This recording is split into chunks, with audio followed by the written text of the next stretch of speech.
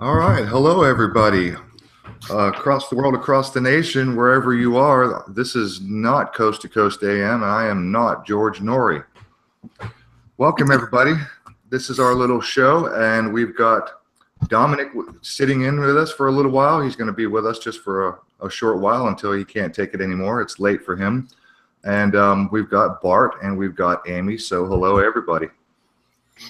Hello, Aaron, and hello, all of the people listening in. Hello, world. Okay, guys, it's November 24th, 2017. First announcement.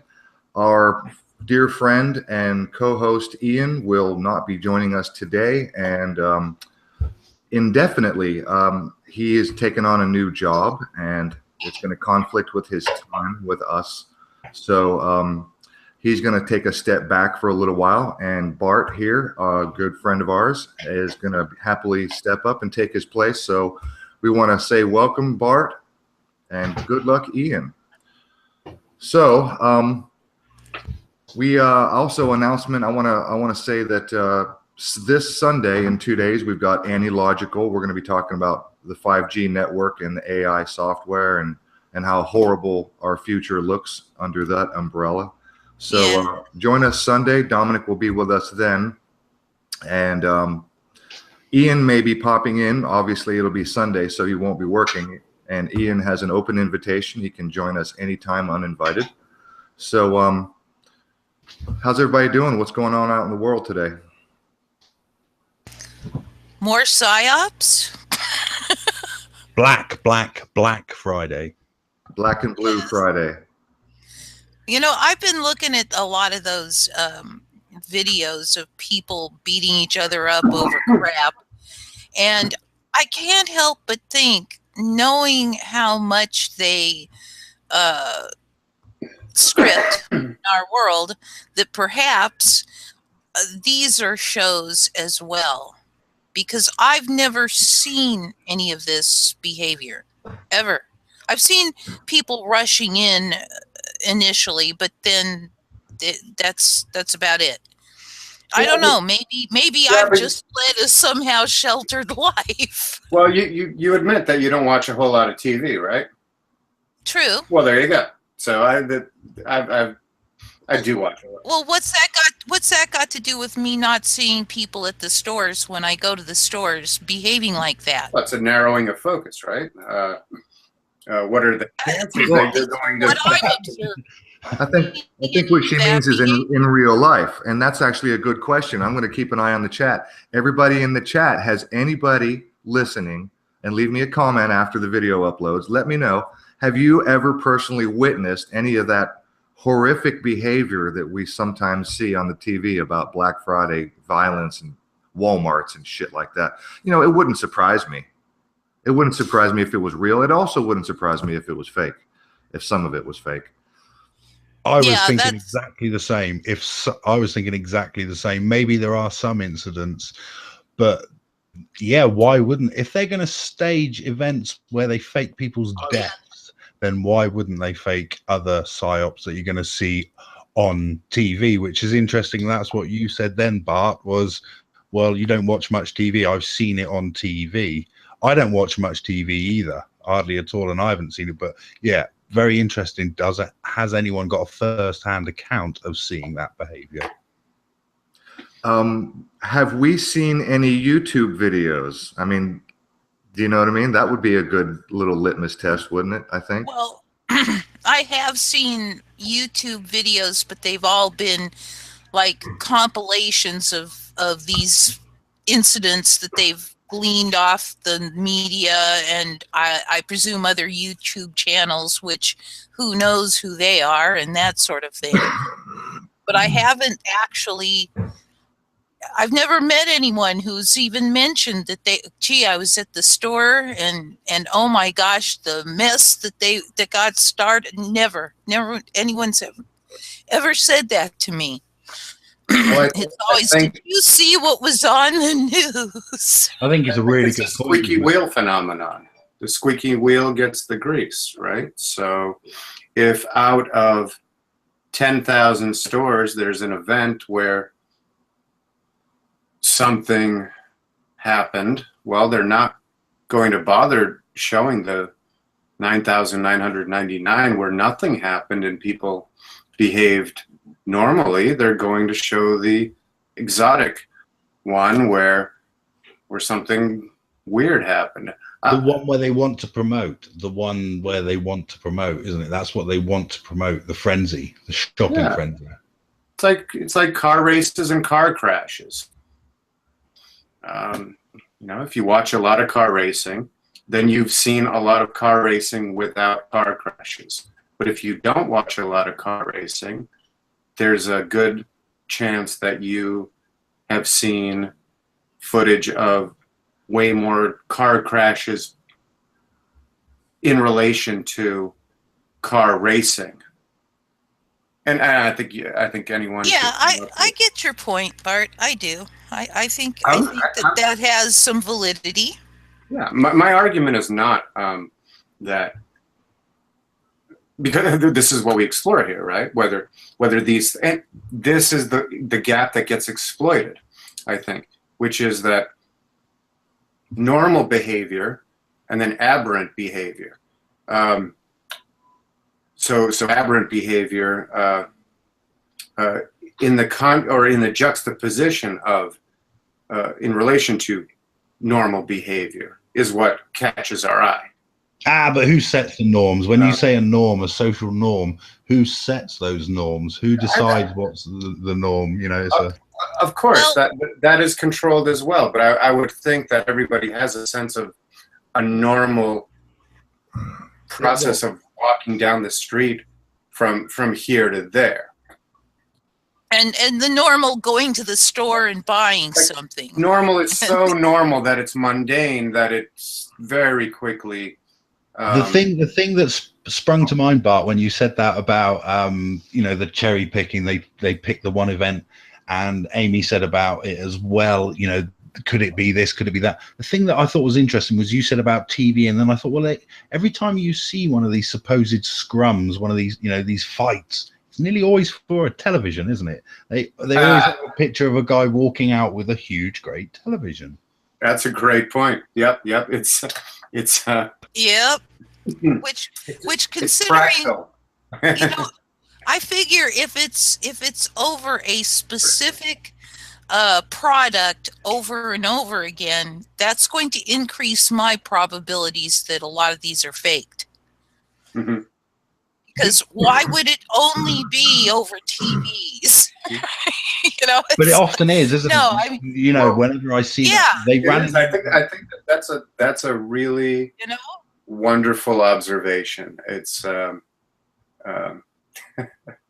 absolutely. I mean, we are talking about the theft of stolen money. No, very good. Enslavement, isn't it? We forget. I mean, I don't watch TV. I haven't had a TV for years. I've never paid a license fee, which we have to pay in this country. In Britain, you have to buy a license for your television. Still, in 2017, you buy a license for a box of lights. Yeah, let that fucking set in for a minute. In Britain, we pay for, well, I don't, but I do. Of course I do. I'm a good law-abiding citizen. So yeah, I'm lying. I'm making that up. Someone who isn't me doesn't pay for the television license, but you do have to have a license for your television in Britain. Zig fucking Heil. Well, as if they don't get enough advertising dollars, they want you to pay for your propaganda right and proper, no, don't they? It's the BBC. Well, I think that's part of the larger hook. It's this other layer of, when you are compelled to pay for something, you have this feeling of ownership of it and a responsibility and a complicity towards participating in it. And this is why a lot of times there's been a lot of sociological studies where someone will be offered something for free, and they're so skeptical about it that they'll turn it down a lot of the time. Yeah. Whereas if they're offered it for either 50% off, a slight discount or a fair market value, they'll gobble it up. Or 33% off. They love that. Do they do that a lot in America? 33% off. No, but what we do get over here a lot is 33% more. You know, they'll add. Yes. You know, they'll increase the package size, and they'll, you know what I mean, as a sale. 33 more, 33% more. Yeah, a lot of that. Yeah, you get a lot of 33% more. And just so I just want to repeat this, what we were talking about right before we went, live.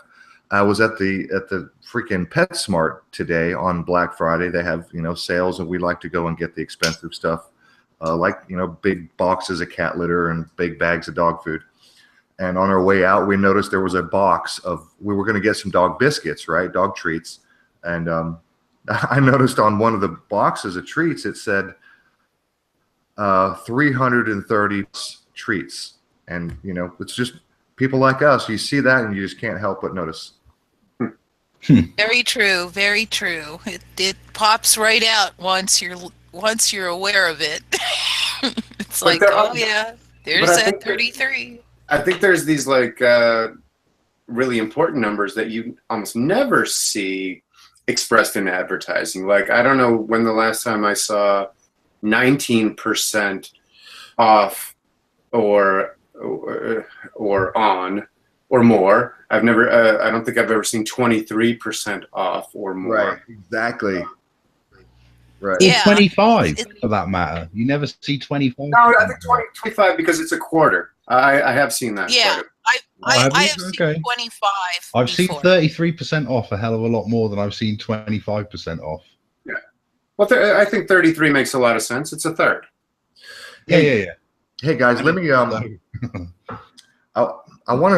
let me do this before Dominic, because Dominic's not going to be with us the whole night. It's late for him, and we understand.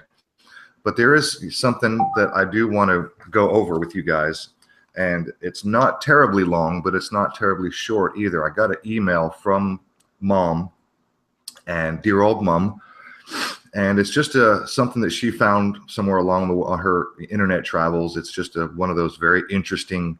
The title of the email is Very Interesting Predictions. And so check this out, okay? This is like a little article that someone had written up on predictions for our very, very near future. And they're not conspiratorial, but we can certainly pick them apart, okay? Because I don't necessarily agree with most of what's on this list. But check this out, all right? Subject, very interesting predictions. Number one, in 1998, Kodak had 170,000 employees and sold 85% of photo paper worldwide. Within just a few years, their business model disappeared and they went bankrupt. What happened to Kodak will happen in a lot of industries in the next 5 to 10 years, and most people won't see it coming. Did you think in 1998 that 3 years later you would never take pictures on film again? Yet digital cameras were invented in 1975. Now keep that in mind as I move forward. Yeah. Interesting, right? Now keep that in mind. I'm going to come back to that. So it says, yeah, digital cameras were invented in 1975. Their first ones only had 10,000 pixels, but followed Moore's law. So with all exponential technologies, it was a disappointment for a time before it became way superior and became mainstream only in a few short years. It will now happen again, but much faster with artificial intelligence, health, autonomous and electric cars, education, 3D printing, agriculture, and jobs. Welcome to the fourth industrial revolution. Welcome to the exponential age.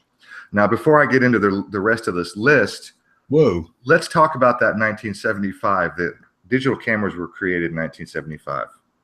You had something to say? Go ahead. I was just letting that sink in because I've got a camera with film, and I still very occasionally take pictures with film, but I had no idea that digital cameras were around as early as 75. Yeah, that. I was listening to a radio interview just the other day, and they were talking to a moon hoax researcher, an old guy who was an old photographer, and he was talking about the film that they were using on the Apollo moon landings. With the Hasselblad cameras that Hasselblad, when asked by NASA, turned around. Hasselblad asked NASA, well, how did you modify the camera to be able to work in this environment, and NASA said, "Oh, we can't tell you that. That's top secret." That's national security. Yeah. So the interesting thing that the guy was saying, and this sort of ties in with this article I just read that said 1975 was the invention of digital cameras. He said, in 1969, when we went to the moon, we didn't have digital technology, digital camera technology. He said they were using film cameras. So how did they broadcast what the, Neil Armstrong walking down the ladder and all the pictures and the video that they sent back? How did they do that? Magic. They faked it. They faked. I think they had radio broadcast though. But they were using film camera. A film camera requires development before you get to see the pictures. True. So they can't have had a film camera that broadcasts. That's right. Right away. So. It just doesn't work. There's bigger issues there as well, isn't there? Because what if you think about what camera film is, another word for camera film is light sensitive paper, and there's a lot of what's another term for light, which is radiation. Well, there's a lot of radiation in space, isn't there? All right, let's also consider that in 1969 that television broadcasts, they were also using film camera, and yet they were able to do live broadcasts on television, news broadcasts, right? Yep. So I'm not sure how they did it. Maybe they could do it. Were they live? Are you sure they were actually live that early? In fact, the very first TV shows were live, and I don't think they were. I think that they already had a camera that could send broadcast signals. When did they do the hoax on the American public with H.G. Wells and the War of the Worlds? When was that? Oh, that was in the 30s. That was over the radio. Yeah, on the radio, which was obviously still, radio is still just as relevant now, isn't it, really?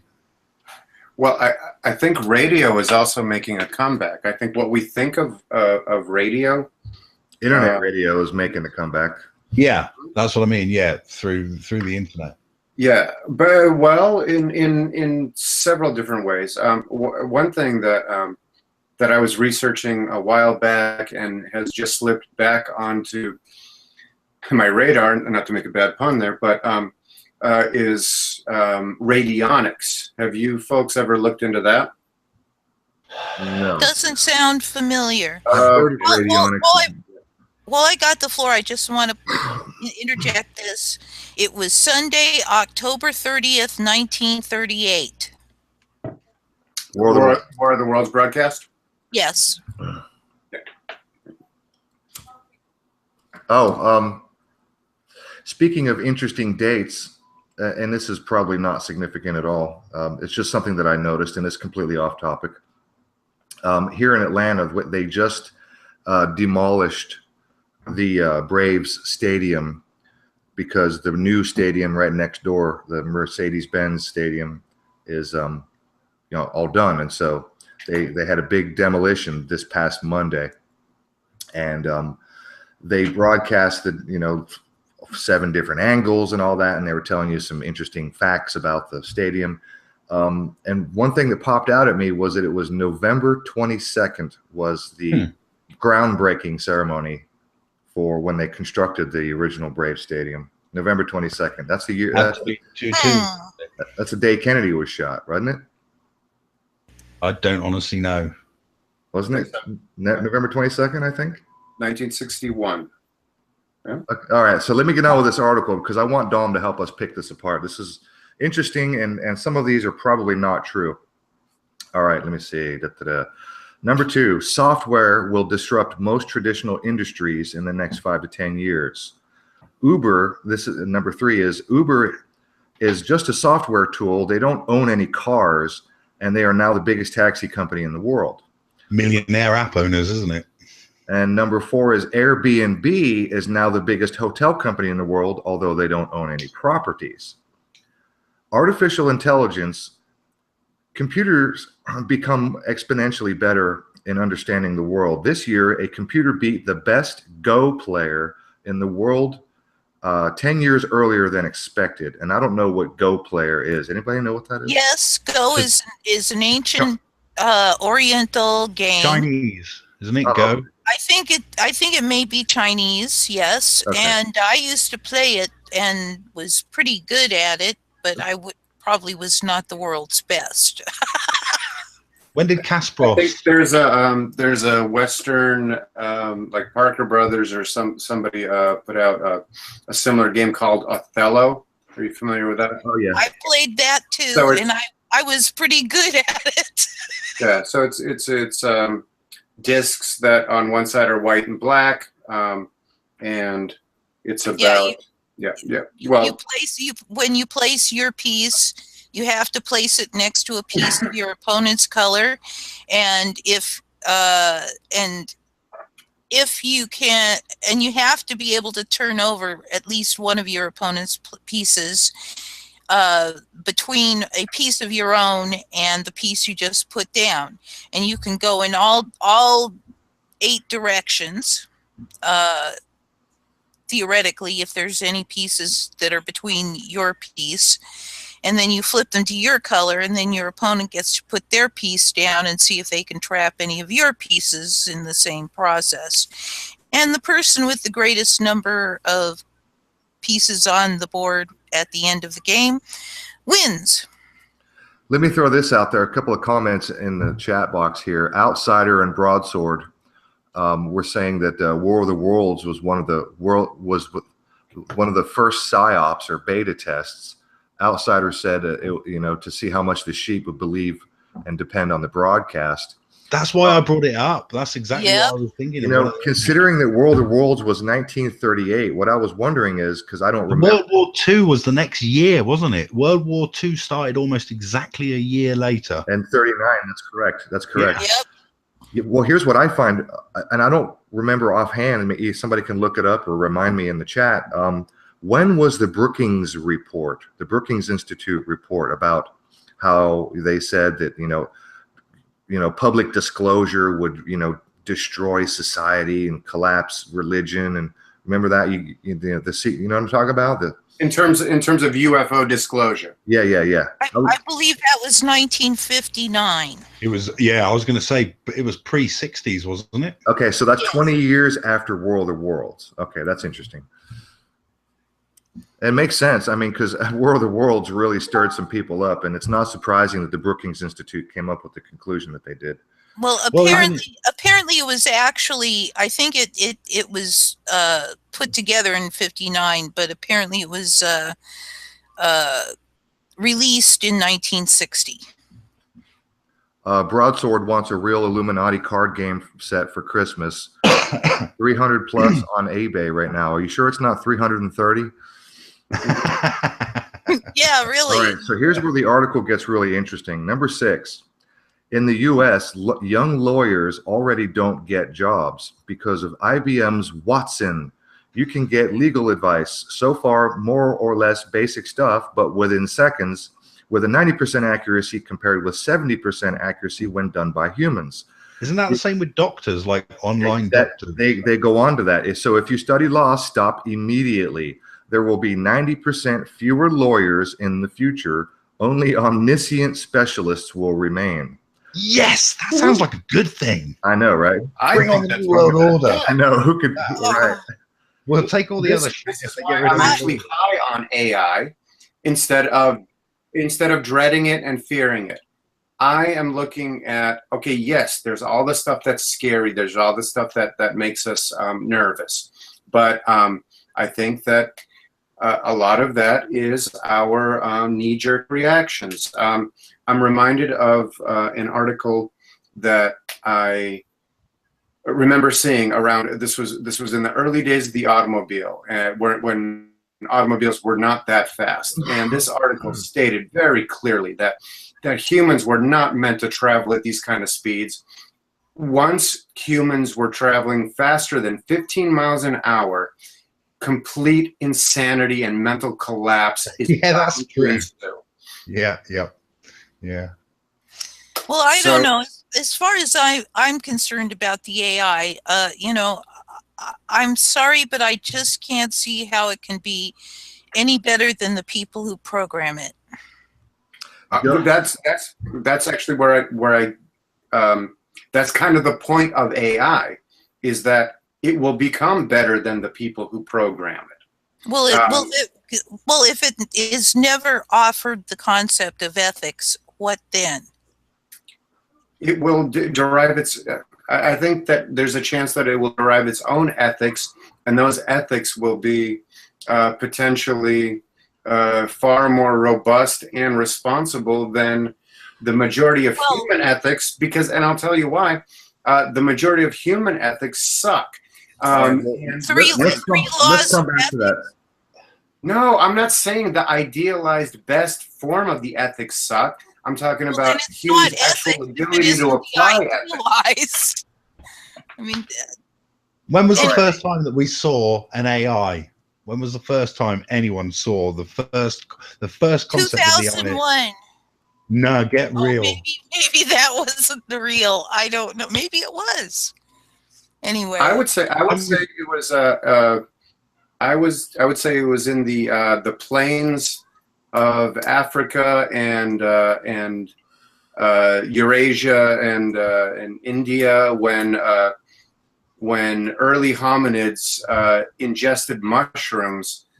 That was the first encounter. Okay, we'll leave the wacky stuff out for now. We'll leave the wacky stuff out for now. I was meaning literally, when were we introduced to when were we as humans introduced to the modern concept of AI? Well, that was 1927, wasn't it? Metropolis, yeah. Okay, yeah, I see what you're saying. 1927. That was, you know, you can watch parts of that film now. I don't know if you're familiar with it. You can watch that. Yep. You watch that film now, and that is as 1984 as 1984. Mm-hmm. Yes. So do they plan 100 years in advance? Duh, you know how? No. I think it's smart, artsy people exploring smart, artsy things, and the fact that these things are inevitable. Bullshit, man. Come on, smart, artsy people doing smart things, putting a fucking pentagram over an AI, a cyborg that still looks like a cyborg now, because Beyonce went and dressed up as it a couple of years ago, didn't she? The cyborg from Metropolis. I can't remember the name. It was probably Lucifer. Sure, you can't tell me that's just smart folk. I'm sorry. No, but which side are you arguing? The smart, artsy people of today emulating something that was revolutionarily smart and artsy 100 years ago? No, I'm saying more than smart and artsy. I'm saying it was social engineering. I'm asking the question, did they know back then that now in this century we would be debating? Only this very day or yesterday, Saudi Arabia bought the first AI robot thing, didn't they? And then gave it citizenship. And then gave it citizenship and has more. Women still can't drive cars. Yeah, you got it, Aaron. That's it. Yeah. They gave a woman. If they're showing you that, they've got a shitload more under the table that they're not showing you. Far more.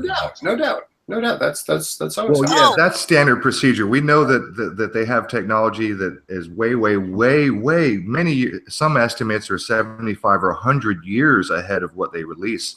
I urge anyone that's listening to this now to go and look at the images of the robot from the 1927 film Metropolis, and I think you'll be quite surprised. Well, listen, Joe Quick asked earlier in the chat, he said, have you guys ever read or heard that the very invention of television was kept under wraps, and government did tons of research before it was released to the masses? They knew full well it could be manipulated to sow public opinion, and it was kept top secret for a very long time. Now, I don't know how long. That doesn't surprise me even in the slightest little bit, considering what they know about alpha brain state and the flicker rate of the screen as the images and scene changes. And I'll even go you one further. If anybody has a TV and they watch TV, do this. Turn all the lights off in your house, and then put your back to the television and watch the wall. Watch how the wall is illuminated when the scene changes. Watch how the room itself, the entire room, it's almost like a fucking strobe light. Every time the scene changes, it goes to a bright white flash before it actually changes scenes. And you can, Aaron, you know about the conspiracy with television that when Logie Baird was actually inventing it, they were trying to break through to the other side. They were trying to talk to spirits. That was what supposedly the first televisions were, because they were part of that. Well, he was a Freemason, John Logie Baird, wasn't he, for starters? High-ranking Freemason. And that was when all the aristocracy of Britain were having seances and trying to create ectoplasm, etc. Spiritism, yeah. Yeah, absolutely. It was rife. Yeah, fascinating era, and that hardly ever gets talked about. Yeah, Zach is reminding us that the SR-71 Blackbird was developed in the 50s, and it wasn't public until the 80s. So there's 30 years right there. And it still looks like science fiction today, doesn't it? It still sure looks like does. It sure does. Put a few more fins on and chuck it in a Star Wars movie. All right, let me carry on with this article here. This is going to get interesting. So this IBM Watson is already giving you free legal advice, and it's 90% accuracy. Watson already helps nurses diagnose cancer. It's 4 times more accurate than human nurses. Facebook now has a pattern recognition software that can recognize faces better than humans. In 2030, here's a prediction. In 2030, computers will become more intelligent than humans. Maybe. I wouldn't. Well, they're probably today. It depends on what computer and what human you're talking about, right? Yeah. I mean, you could say that today compared to some humans. Here, number 8. This is This is where I take a little departure. Autonomous cars. In 2018, the first self-driving cars will appear for the public. Around 2020. The complete industry will start to be disrupted. You won't want to own a car anymore. You will call a car with your phone. It will show up at your location, drive you to your destination. You will not need to pay for the driven distance and can be productive while driving. The very young children of today will never get a driver's license and will never own a car. And that's bloody sad, because I tell you, there's nothing I love more than driving. I don't think it's true. I don't think it will become true. I think that is, I mean, maybe on very rural areas, but if you think they've already, the whole purpose of the Google Maps thing and the Google car is to map out these roads everywhere, isn't it? Yes. And I don't doubt that there will be lots of self-driving electric cars. And if I'm not mistaken, France has already passed legislation banning gas-powered vehicles from the inner city of Paris, I think.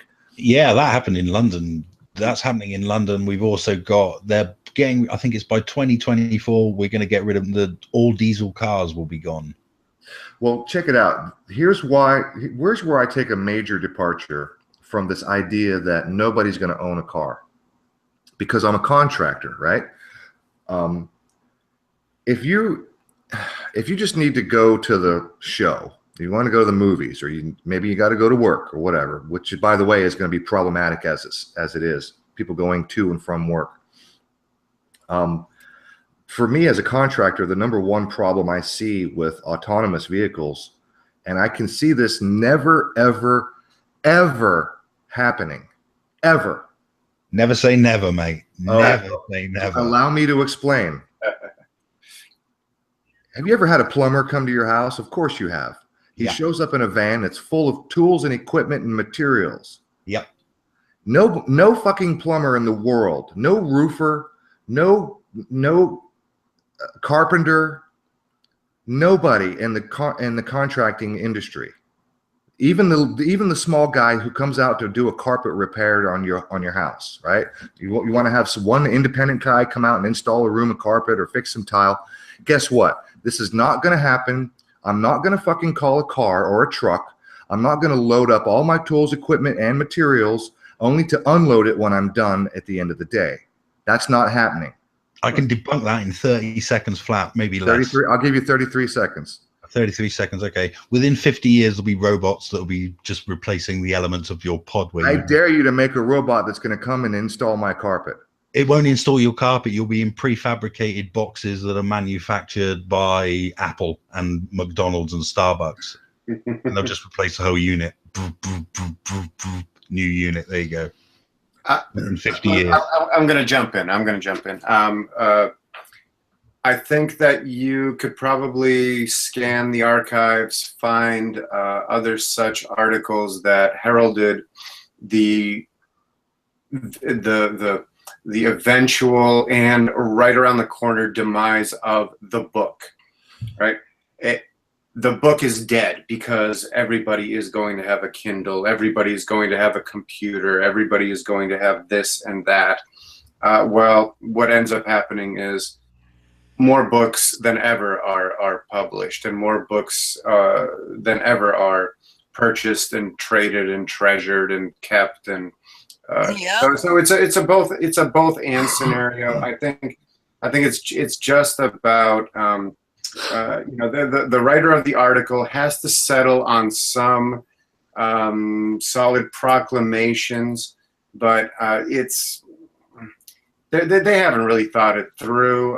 It's for the soundbite culture. It's for people just to read and move on with their lives and oh, this is coming. This is around the corner. Great. They don't actually. I don't think anybody actually takes it all that seriously. I will say I don't know about the book thing because I abhor trying to lie down and read a screen. I like my book. I like my paper. I like it's easier on the eyes. It definitely is easier on the eyes. It helps me, because I fall asleep to a book every night. And if I had the screen there, it would just keep me jittery and irritated. Exactly. So, well, it's blue light bombarding your eyeballs. Yes. But I think that's my point. Is that anybody sort of high on new technology whose sort of job or they feel that their calling is to herald this new technology and all of its transformative beneficial qualities that everybody was just going to gobble up. They're missing a sort of down homeness. I think there's like just to give another example, there's now a mass migration out of the cities of people who can afford to move out of the cities back out into the countries to start little independent farms and do things in sustainable and organic ways. It's these waves, these feedback loops are occurring. But I'm just saying, anybody can.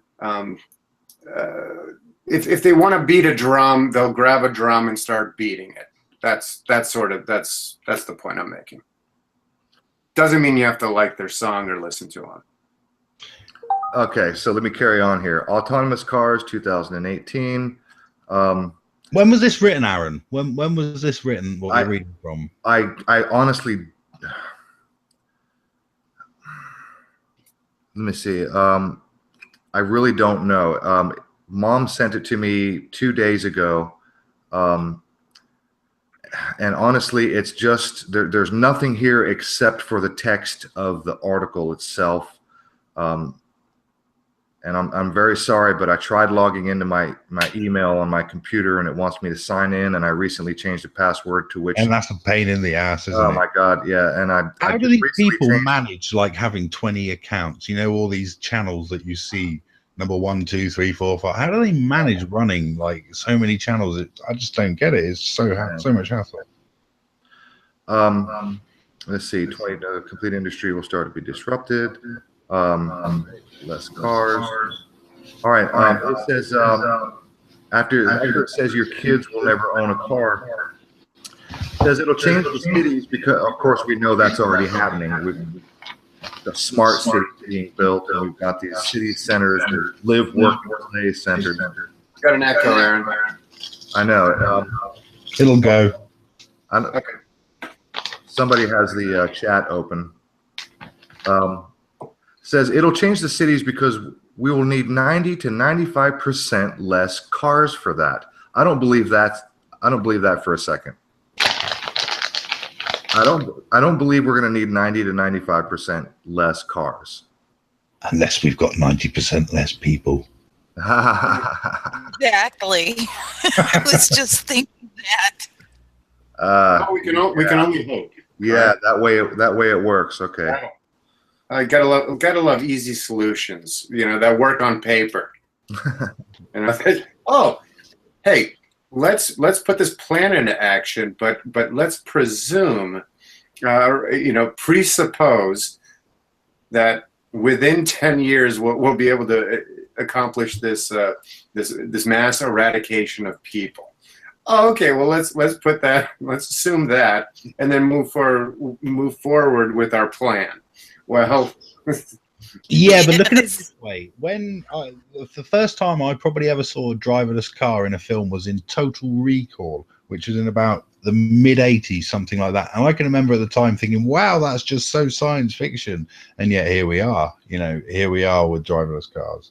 So it's difficult and it's easy to predict the future, isn't it? So it says we can transform parking lots, the parking lots into parks, right? Says 1.2 million people die each year in car accidents worldwide. We now have one accident every 60,000 miles or 100,000 kilometers. With autonomous driving, that will drop to one accident in 6 million miles. That'll save 1 million lives worldwide every year. Okay, so that may be true. If the majority of people are in autonomous cars, chances are there will be less accidents. You won't have assholes out there. You won't have drunk drivers out there. Fair enough. But you will have hackers, won't you? And any piece of software right. being hacked. Yep. There's always some. And you'll have people who are in control of the car. Okay, here's one I don't agree with. They want to stop you and all that. Get rid of. So here's another one I don't agree with. Most car companies will doubtless become bankrupt. Traditional car companies try the evolutionary approach and just build a better car, while tech companies, Tesla, Apple, Google. Hold on, if it's going to be evolutionary, don't they have to do it through random mutation? Doesn't it? So it says design. Tech companies like Tesla, Apple, Google will do the revolutionary approach and build a computer on wheels. Now, I don't see that as true. I think most car companies will eventually adapt, especially the big ones. They will absolutely adapt and they will compete. And if we got to replace, I don't know how many billion fucking cars are on the road worldwide. Tesla, Apple, and Google are not going to build that many cars on their own. Sorry, we're going to need a few other companies. So I don't know if that one's true. Next one says, many engineers from Volkswagen, Audi are completely terrified of Tesla. Okay, fair enough. Bullshit. That's a bollocks. Are they terrified of Tesla? That man's a clown. Everybody's terrified, though, Dom. Anytime you if you're announce that, but what language to use, isn't it? Terrified. No, I understand, but I think the journalists of today, as irresponsible as they are, they'll bandy around that term whenever they can sneak it in. Yeah, you're right. Yeah, it's just part of the. It's part of the modern language. We're talking about engineers, and in a sense, you can see, if Audi and Volkswagen are not doing anything to develop the autonomous or electric cars and get on that bandwagon, you can see that some of these engineers for some of these companies would they would in fact fear the oncoming transformation that their own company is not taking part in. So maybe that's true. I don't know. Even though they need to be aware of it. They need to be aware of it, weary of it, but are they fearing and are they terrorized by it? This is more journalistic, hyperbolic language. Yep. I wouldn't take that too seriously. Okay, good observation. Number 9, insurance companies will have massive trouble because without accidents, the insurance will become 100 times cheaper. Their car insurance business model will disappear. I often wonder how they're going to deal with insurance and licenses and whatnot. What about municipalities? What about tickets? Now you're into it. Now the insurers and reinsurers, and how they take. I mean, literally, how are they going to sink money from you? How are they going to take the money from you? Right, exactly. The threat, right? So this I think my dad had pointed out. This was a couple of years ago with the whole healthcare debate, right? He goes, "This is not about healthcare. This is about healthcare finance. It has nothing to do with healthcare itself. It has nothing to do with what services are going to be provided to people in terms of health. This is who and how is it going to be paid for." That was 99% of the game. Of course, naturally. Sick care. It's sick care. We'll take care of you when you're sick, but we don't care whether you. Exactly, but unless voices come to the forefront that make that sort of idea better known and more upfront, then they can play that shell game forever. How about if we get rid of money by getting free energy out there, and then the only motivation will be health care? I think that's one of the noblest things to pursue. I will agree with you up and down the line or whatever. I'm pro cash, man. I'm pro cash. I hope we always keep cash in our pockets. Why do we need cash if we don't need money of any sort, Tom? I'm not talking. Yeah, I know. Yeah. I mean, okay. Hear me out. I'm pro cash while the current credit system and debit system is in operation. Absolutely. I'll just clarify that. But I say we need to get rid of it's antiquated. We don't need it anymore. We've got tech that will eliminate the need to account for our energy so that we can survive on this planet, which is our planet that they stole from us. Number 10. Real estate will change because if you can work while you commute, people will move further away to live in a more beautiful neighborhood. But so many people work from home now anyway, don't they? That's right. And more people will continue to work. All office work will eventually be office homework. See, I think the author of this article probably knew nothing about Agenda 21 and Agenda 30 and the push to get people out of the urban areas or out of the rural areas and into the urban cities, stacked and packed. Probably. No, but if you think about it very much, you can see it.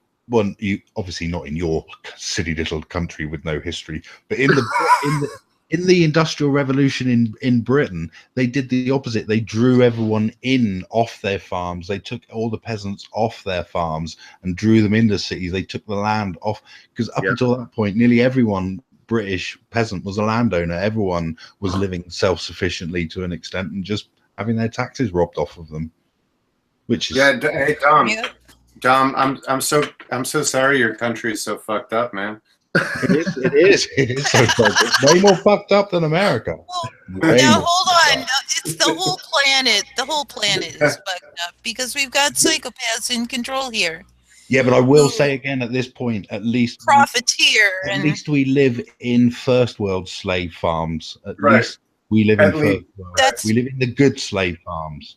I guess we're better wage slave situation than some. Hey, like it or not, we're the best kept slaves in history, guys. We're the best kept slaves in history. Yeah, that's a good way of putting it. Wow. I was flying over Greenland. I guess. Flying from California to Italy one time. I went over Greenland, and I couldn't help but look down and think, that's not so bad. Yeah, it's icy, it's cold, it's pretty isolated, but I don't know. I could see myself living in a little hut. You guys are going to love this next one here. Not the next one, but the one right after. First one is electric cars will become mainstream about 2020. And that's probably going to, I don't know, that'll probably be true. They're already working on that in some cities like Paris and, like Dominic said, in London. Cities will be less noisy, blah, blah, blah, blah, blah. Cars will run on electricity. Number 12, here we go. I know Amy and everybody's going to have issue with this one. Electricity will become incredibly cheap and clean. Solar production has been on an exponential curve for 30 years, but you can now see the burgeoning impact. Who wants to go first on that? Oh my gosh. Okay, in the first I'm going place, for smoke. The production of solar energy, the production of the things that collect it is extremely dirty. Let's start with that. It's nasty, nasty. And second of all, that you know, they keep hiding the stuff that will give us real free energy. And meanwhile, if you do get solar or anything like that, then they tax you to the point where it's more cost effective not to go that way. So I'm thinking that we could scratch that one right off the list until we get free energy out to everyone. As well. Same for wind turbines. Yep, same damn thing. The cost of manufacturing them is hideous. The amount of energy used to make one of those wind turbines. Yeah, the energy deficit on a wind turbine. But the thing is, the wind turbines are nowhere near as dirty to produce. I mean, the stuff they used for the solar panels, you know, the production of them puts out an awful lot of nasty stuff into the environment. Hardcore mining for all of it. It's all being mined, isn't it, and transported halfway around the world. Some of it's assembled in China and then it's shipped over to America to be finished, and then it might be shipped back to Europe to be put in place. And that is the energy trail that you look for any of these things, whether they're solar panels, wind turbines. There is but they have to pay off that energy debt before they're giving you any so-called free energy, don't they?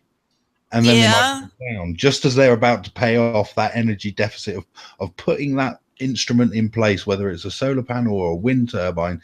Before they've paid off that energy deficit, they might well break down, and then they're in a negative, you know, they're in a negative equity situation again, aren't they? That's their main inefficiency, is the amount of energy it costs to make them before they produce that energy deficit. Yeah, I'm just thinking in terms of dirty production. As well. Oh, yeah. You know, the panels are particularly negative in the amount of junk. There's a word I'm looking for, and unfortunately tonight it is not coming to my head. Toxic? Yes. There's a lot of toxic stuff that is produced in the production of the solar panels. That's right. Whereas with the wind turbines, yes, you've got the mining and the yada, yada, yada, but there's nothing particularly toxic in their production. So you wind up with something just really, really yucky in the end, irrespective of how much sun power you're accumulating. And in the meantime, you've got something like electrogravitics, which can draw energy cleanly, 24/7, anywhere, being hidden, suppressed. We can't have it. They'll deny, you know, in some cases they'll deny they have it, but there's enough out there, enough documentation out there to establish that, well, yes, they do have it. Amy, do you know when solar cells or photovoltaic cells were first discovered? I have no idea. I know I've known about them pretty much all my life, so. 1954. Explains why. I'm guessing. As early as 1839. Yeah, that I would not be surprised. I would not be surprised. Antoine Cesar Becquerel exposed a chemical battery to the sun to see if it produced voltage. This first conversion of sunlight to electricity was 1% efficient. Well, that probably isn't what we want, but yeah.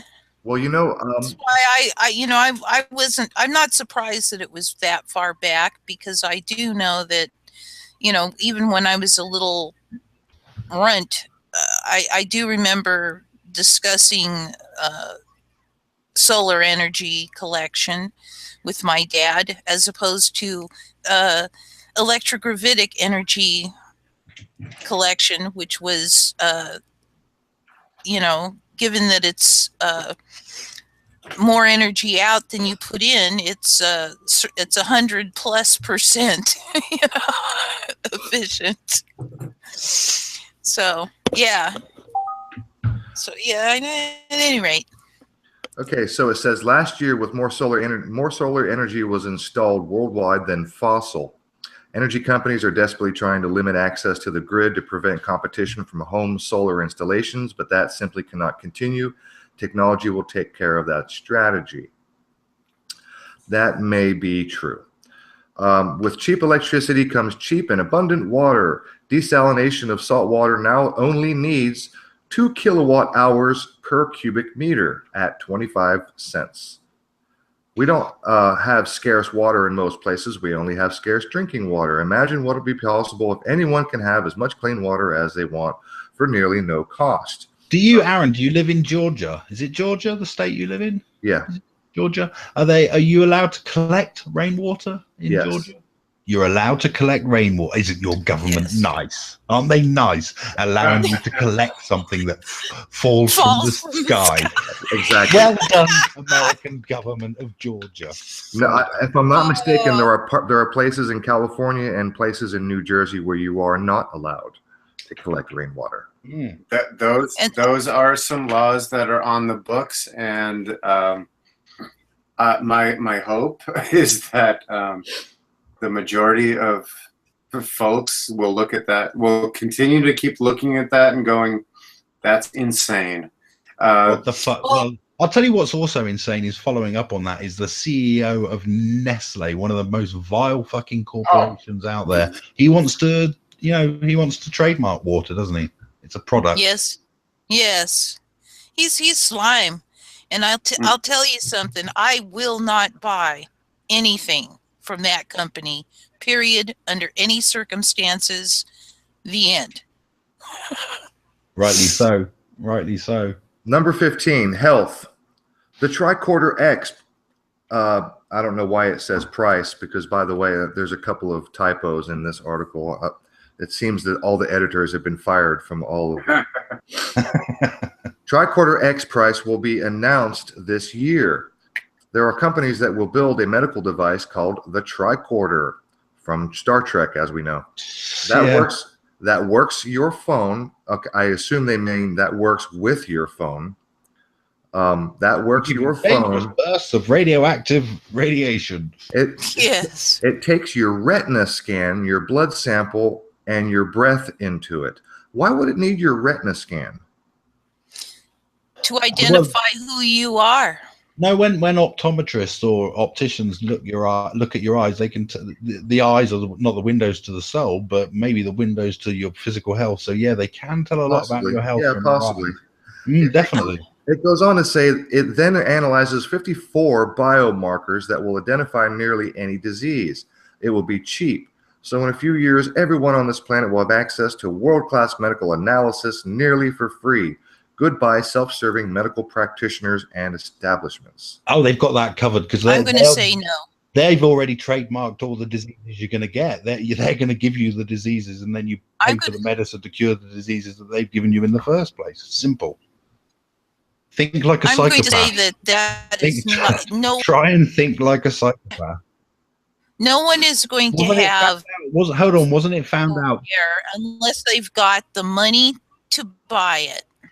If you don't have the money to buy the best, you're not going to get it. You're going to have sick care, and they will make you sick, and you'll have to pay as much as you can. Right. Well, you may have a tricorder or access. You might be able to borrow your neighbor's tricorder, and you'll have analysis.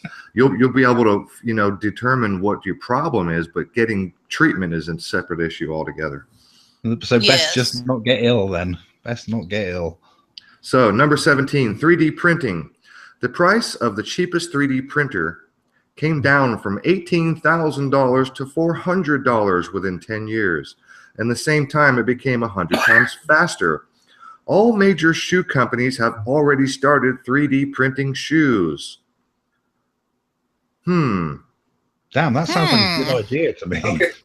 So here's what I love about the 3D printing revolution is that it's fractal and self-replicating. So you get a 3D printer, you can 3D print another 3D printer. There is and then that. Now you have two 3D printers printing two more 3D printers. Yes. Subdivision. Geometric there. And it's cheap enough where you just start giving them away to other people, and then they print. They run it through that same process. But because we are here's where we end up running into mental blocks. This is sort of the same kinds of mental blocks that a lot of people run into in terms of their finances, where they get a chunk of money and they spend it on everything that they want instead of figuring out a way to reinvest it to get get some of what you want, invest, grow that money, and double it. Take half of it and double it, and then you have as much as you started off with, plus whatever else. I tried to do that. I tried to do that. And wound up losing money. I bought some land and wound up selling it for less than I paid for it. Yeah, well, no, okay, So, that's anecdotal, and I'm just saying. You either were unlucky or you did it wrong, but Well, but we got to look. I think it was unlucky, but Sure, but the logic there is sound. And again, I'll return back. And yeah, if you can find a way, that would be great. But I'm going to tell you that it's not that easy to find a way. Otherwise, a hell of a lot more people would be doing it. Oh, I think there's forces that work against that. You think? Yeah. I am starting to have my suspicions. Ever so slightly, your spider senses are tingling. Yeah, just a wee bit. But that's sort of the point that I'm making is that the right way is sound, and not to get too, sound is a big deal thing, and I'm not trying to mix metaphors there or be too deep and esoteric. Not, isn't it, when you're discussing certain topics? Say again, Dom. Sorry. I said it's hard not to mix metaphors when you're talking about these sort of topics in particular. Exactly, and it's almost as if everything were connected in some way. It is, isn't it? It's almost like everything's connected somehow. Yeah. Well, the problem I have with 3D shoe printing, and the Buddha in the comment section said kind of what I was thinking. Look, I don't know about you, but my shoes are made of several different types of material, and I understand how 3D printing works. So unless they can come up with a way to 3D print leather, I don't see 3D shoe printing unless you like to wear Crocs all the time, right? I wear sandals all the time. They could easily be printed. They probably are, some of my sandals, actually. Let me just answer Sandra real quick. She wants to know what I'm reading. Sandra, it's an article that was sent to me by my mom. So we're just going through the list of predictions in the near future. That's really all it is. It's just an article. I don't know what fucking year it was written. It doesn't matter. We're time. Don't you know that time stopped in 2012, and where we are now. I'm half joking, half serious, in that I think, and I think that some of this is our difficulty adjusting to this new way of being out of time, where time is not quite the factor that it was in all the time leading up until now. Are you going to go all Kronos and Saturn now? Sort of, but not really. I just all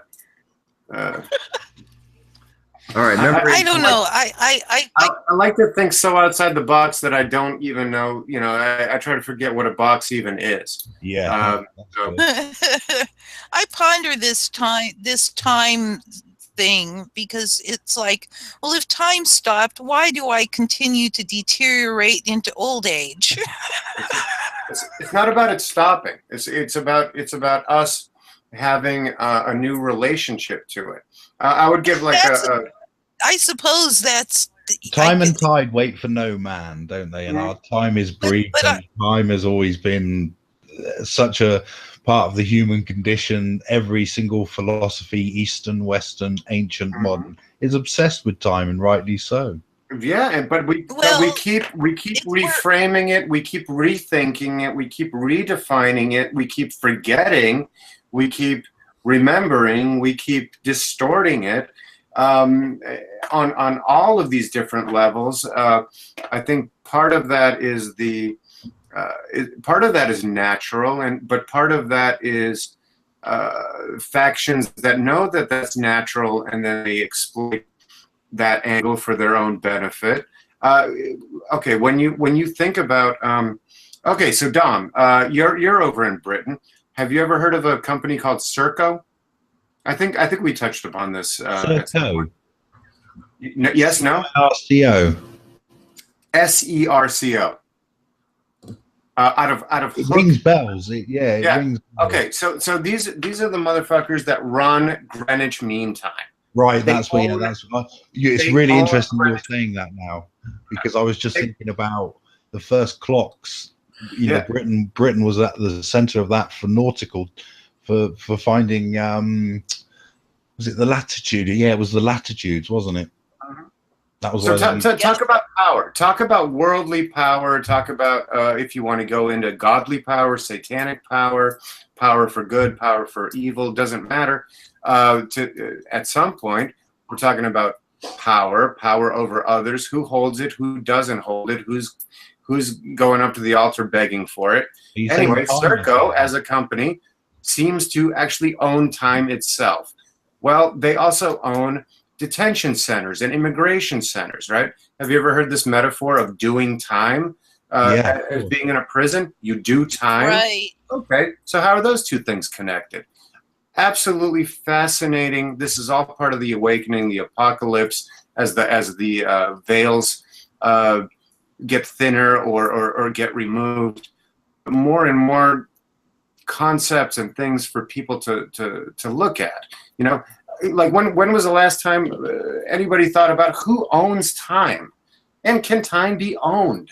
No, I own my own time. Thank you very much. The end. I don't know, but I'll trademark it if I can. Right. Time is immaterial. It doesn't exist. Yeah, you do and you don't. Right. It's just a human concept. I think it's it's just a human concept. That's all. That's all time is. Well, I guess, except that something defines the change that we have going. It's not. I wouldn't say it's a human. It can possibly be a human concept only. Now, Dom, I know you're a big flat earther. No, I'm kidding. No, but okay. According to the standard model, the Earth goes around the sun every 365 days. I accept that. 365.24 something, right? Days. That has nothing to do with humans. Humans don't control that. They only control the interpretation of what they do with that. Correct? Yeah. Okay. So, but the power over the control of the interpretation is all that we have to work with. We can't actually get that thing to spin and revolve any differently. But we can lie and cheat and steal based off of better and worse ideas around what that is, what that means, etc. I don't want to ramble and dominate, so I'll throw it back to you guys. But I think there's some good stuff to think about there. All right, let me go on with this. Number 18, spare airplane parts are already 3D printed in remote airports. The space station now has a 3D printer that eliminates the need for large amounts of spare parts that they used to have in the past. Interesting.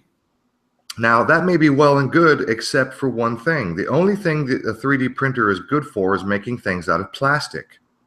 It's not very good for making things out of multiple sources of different materials. Not yet. And okay, fair enough, and not yet. And furthermore, if you're on the space station, for instance, you still have to have enough material that the 3D printer consumes in order to make the parts that you need. So they're not saving on space. They're not saving on weight. Do you know what I mean?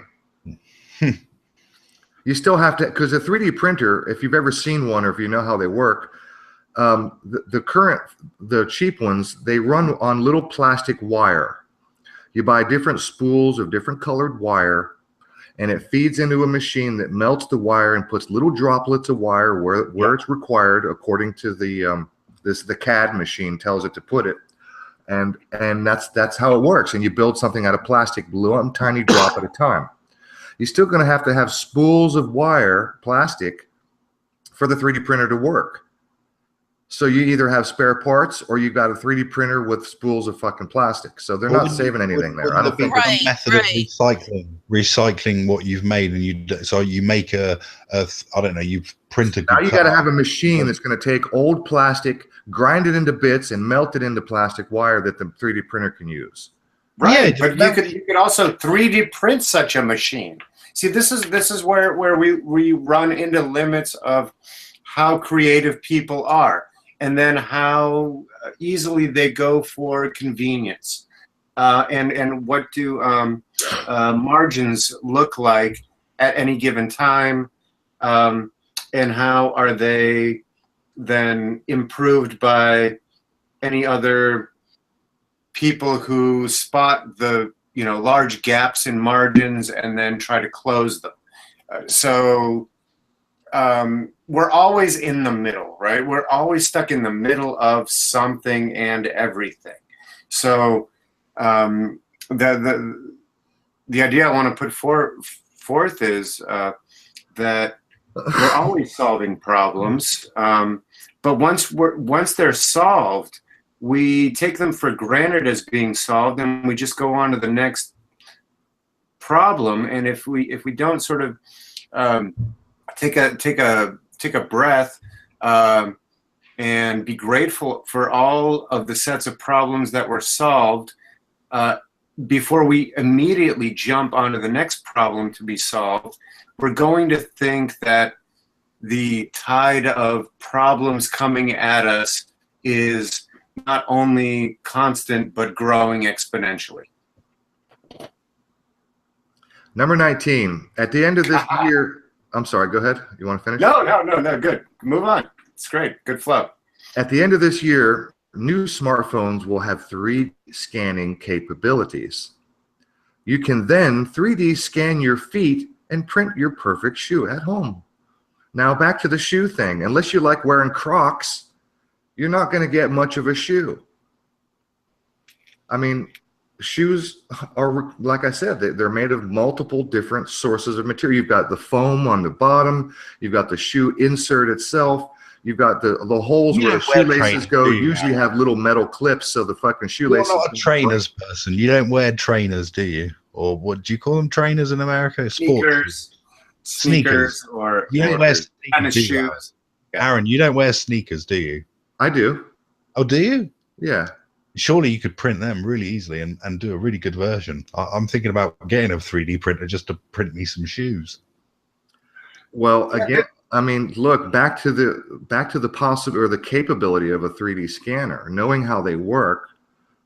If you look at if you look at the trainers I'm wearing, they've got cloth so that, you know, the toes can breathe. You don't get athlete's foot. You know, they've but got it's all holes. artificial. It's all nylon and plastic and man-made. No, I understand it's nylon and plastic, but nevertheless, show me a 3D printer that can print a freaking breathable cloth material. They're not. You know what I mean? It's Why does it have to be cloth? What do you mean by cloth? Greatest potential. Just throw into the chat. He goes, edible shoes. So when yeah, they could be. When you get lost, right? Well, that was the old thing. I'll do a much better. So let's go. Edible shoes. Hold on. Also used with psychedelic mushrooms.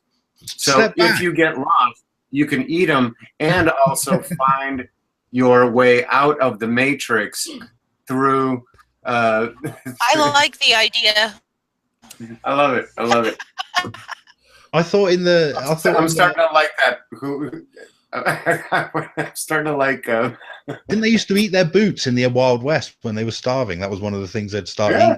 They did that in Russia as well at the end. Yeah, and in Napoleon, Wars as well. They were eating their boots, leather boots. When you start starving, you'll eat just about anything. You're damn right. Okay, so I've never been there, luckily. In China, they already 3D printed and built a complete 6-story office building. By 2027, 10% of everything that's being produced will be 3D printed. I wonder how much of it is now. Yeah, I wouldn't be surprised if that is highly likely. So okay, let's get into the idea of micro factories. Is that going to come up, Aaron, in this article? Well, I think they already alluded to it, but no, not specifically. I might have been out for that one, but no, not specifically. I mean, just on the 3D printing concept alone, as it said right here. That, okay, so there's an allusion, but no direct reference to the. Well, you know, it said at the end of this year, your smartphone will have 3D scanning possibilities, so you can 3D scan whatever you want. The example they give is scan your feet and make some shoes. Okay. So if they say at the end of this year, your own cell phone will have 3D scanning possibilities, and 3D printers are so cheap. Hold on, wait there. Now we know that this article was written this year. Yep. Or at least very, very, very recently. Well, yeah, it is a recent. It is a recent article. Yeah. So I'm guessing okay, article. So I think micro factories. That's gonna edible shoes. Brilliant. Edible anything. This is not the point I want to make. I'm gonna have to. Certain facilities, there are facilities that have 3D printing for human organs, if you didn't know that already. Sure. Great. Why not? Yep. Then I had heard about that. Yes, the Kardashians are the biggest buyers, aren't they? So that's going to end. That'll put an end to the human trafficking and the organ trafficking. Right. We hope. Not end it. No, it won't end it because I think there's still going to be a thrill factor to it.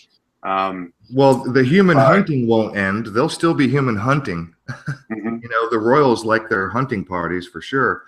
But, you know, the organ harvesting, you know, Dick Cheney needs heart number 8, so he'll just have his secretary print one up.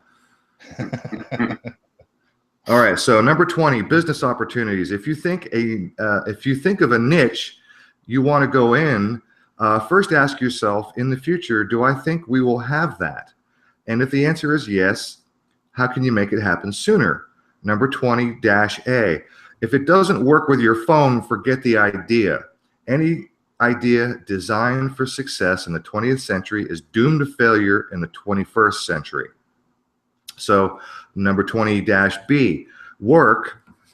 70 to 80% of jobs will disappear in the next 20 years. Now that's a little frightening if it's true. There will be a lot of new jobs, but it's not clear if there will be enough new jobs in such a short time. This will require a rethink on wealth redistribution. That's a frightening thought all by itself. Mm-hmm. The second industrial revolution, isn't it? Okay. Well, this article is called The Fourth Industrial Revolution. So either we are sober to the world that we live in, and we think that that radical change is inevitable because of all of the technology. So if you look at you scan how many industries there are, how much radical technology is within every industry, then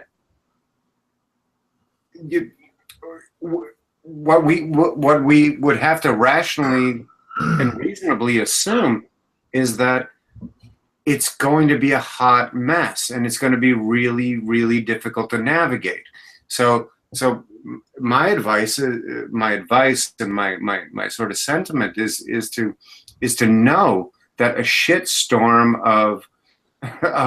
of difficulty is coming, but it's the potential, the upside is far greater than the downside. Of course, we're going to have to deal with all of the downside to get to the upside, but the upside is worth it. Back to you. So number 21, agriculture. There will be a $100 agricultural robot in the future. I know Amy's her ears just perked up. Woohoo! Farmers in third world countries can then become managers of their field instead of working all day in their fields. So agricultural robots, that's an easy one. That's not hard to imagine. Agriculture, for the most part, all the big tractors and combine harvesters already running on GPS anyway, aren't they? And the guys just sat there as a token gesture, like with airline pilots. They're only actually ever doing anything when they're taking off and landing, aren't they? The rest of the time it's on autopilot. So that's kind of already automated, isn't it? On the big scale, at least. You know, I saw a video on the new agricultural machinery being used, and it's awesome and super high tech. It is. There's a machine that one tractor drives and can harvest corn. Let me see if I remember correctly. I think it was 20 or 30 rows at a time as it moves forward. It just consumes 20 or 30 rows of corn as it plows forward. And it consumes and produces and separates so much that there's literally 5 freaking huge trucks that have to follow this tractor, and they all move forward slowly in tandem and keeping their distance from each other so that the thing can blow the product into each truck as it moves forward. And it just gobbled up that field, dude. I couldn't fucking believe how fast. Awesome. Yeah, can we talk about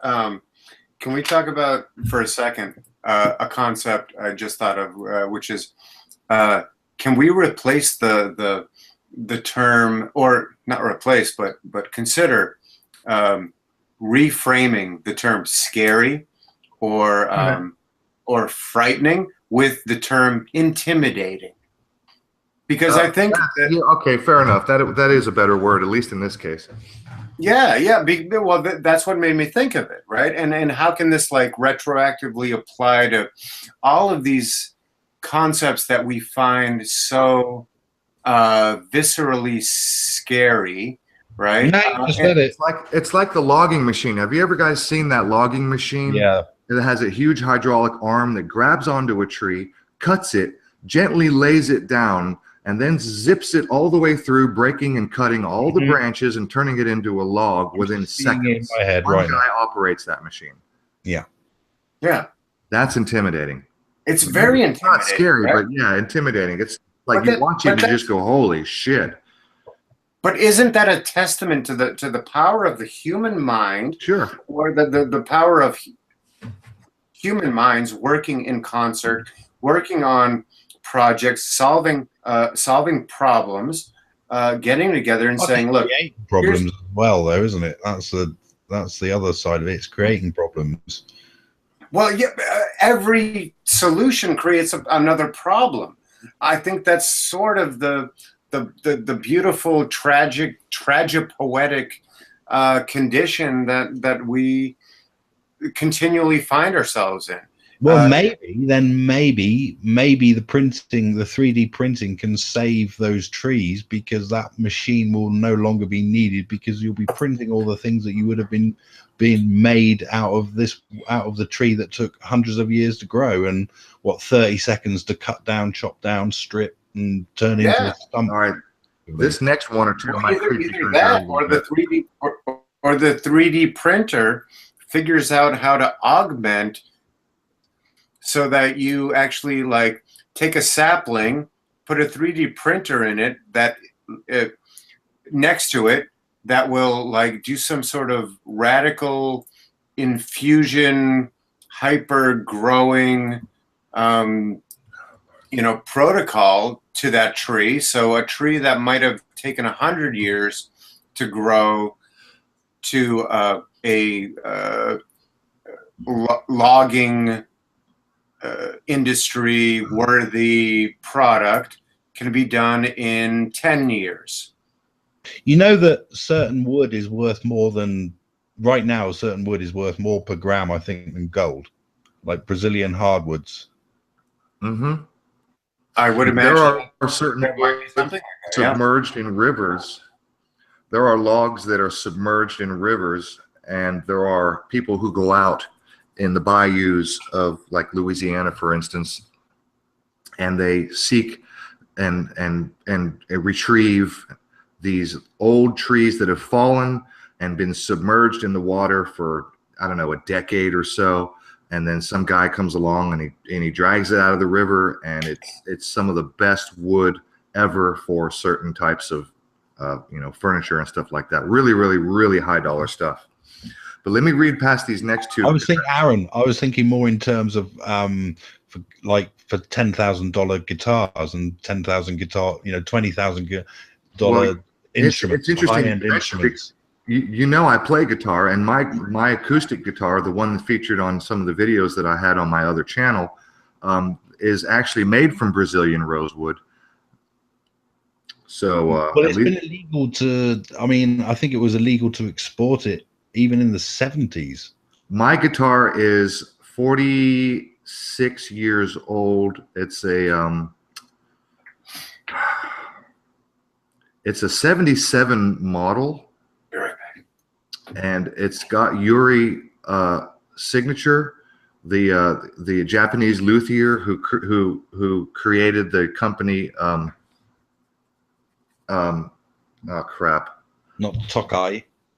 I just brain farted. Alvarez, excuse me. And so yeah, my guitar's got Yuri's signature on it. It's made from Brazilian rosewood, and I had a guy look at it and appraise it. This was 10 years ago. He said it was, he estimated it to be, $2,500. He said this is made from Brazilian rosewood. He said this is stuff that was shipped over right around World War II. And a lot of this wood was shipped to Japan for, guitar making. And then the guitars were shipped here. And so I don't know about the ban on Brazilian rosewood. I just know that my guitar is old and it comes from old wood. All right, so check this out. Aeroponics will need much less water. Aeroponics. Here we go. This might creep you out a little bit. The first Petri dish produced veal is now available and will be cheaper than cow produced veal in 2018. Right now, 30% of all agricultural surfaces are used for cows. Imagine if we don't need that space anymore. They're growing veal in Petri dishes. Eesh. Is that a good thing? Maybe. It may be, right? Because we're not slaughtering animals and shit, Yeah. It's just tissue, right? You're just going to grow tissue, let it grow, and then we'll slice off and have a steak. At least there's no nervous system to experience pain, and cow. Yeah. And inject the meat with. Yeah. And isn't the majority of American cow meat, aren't they fed on like feed? They don't graze, do they, on grass like they do in the England? majority are. Yeah, the majority is grain fed. Yeah.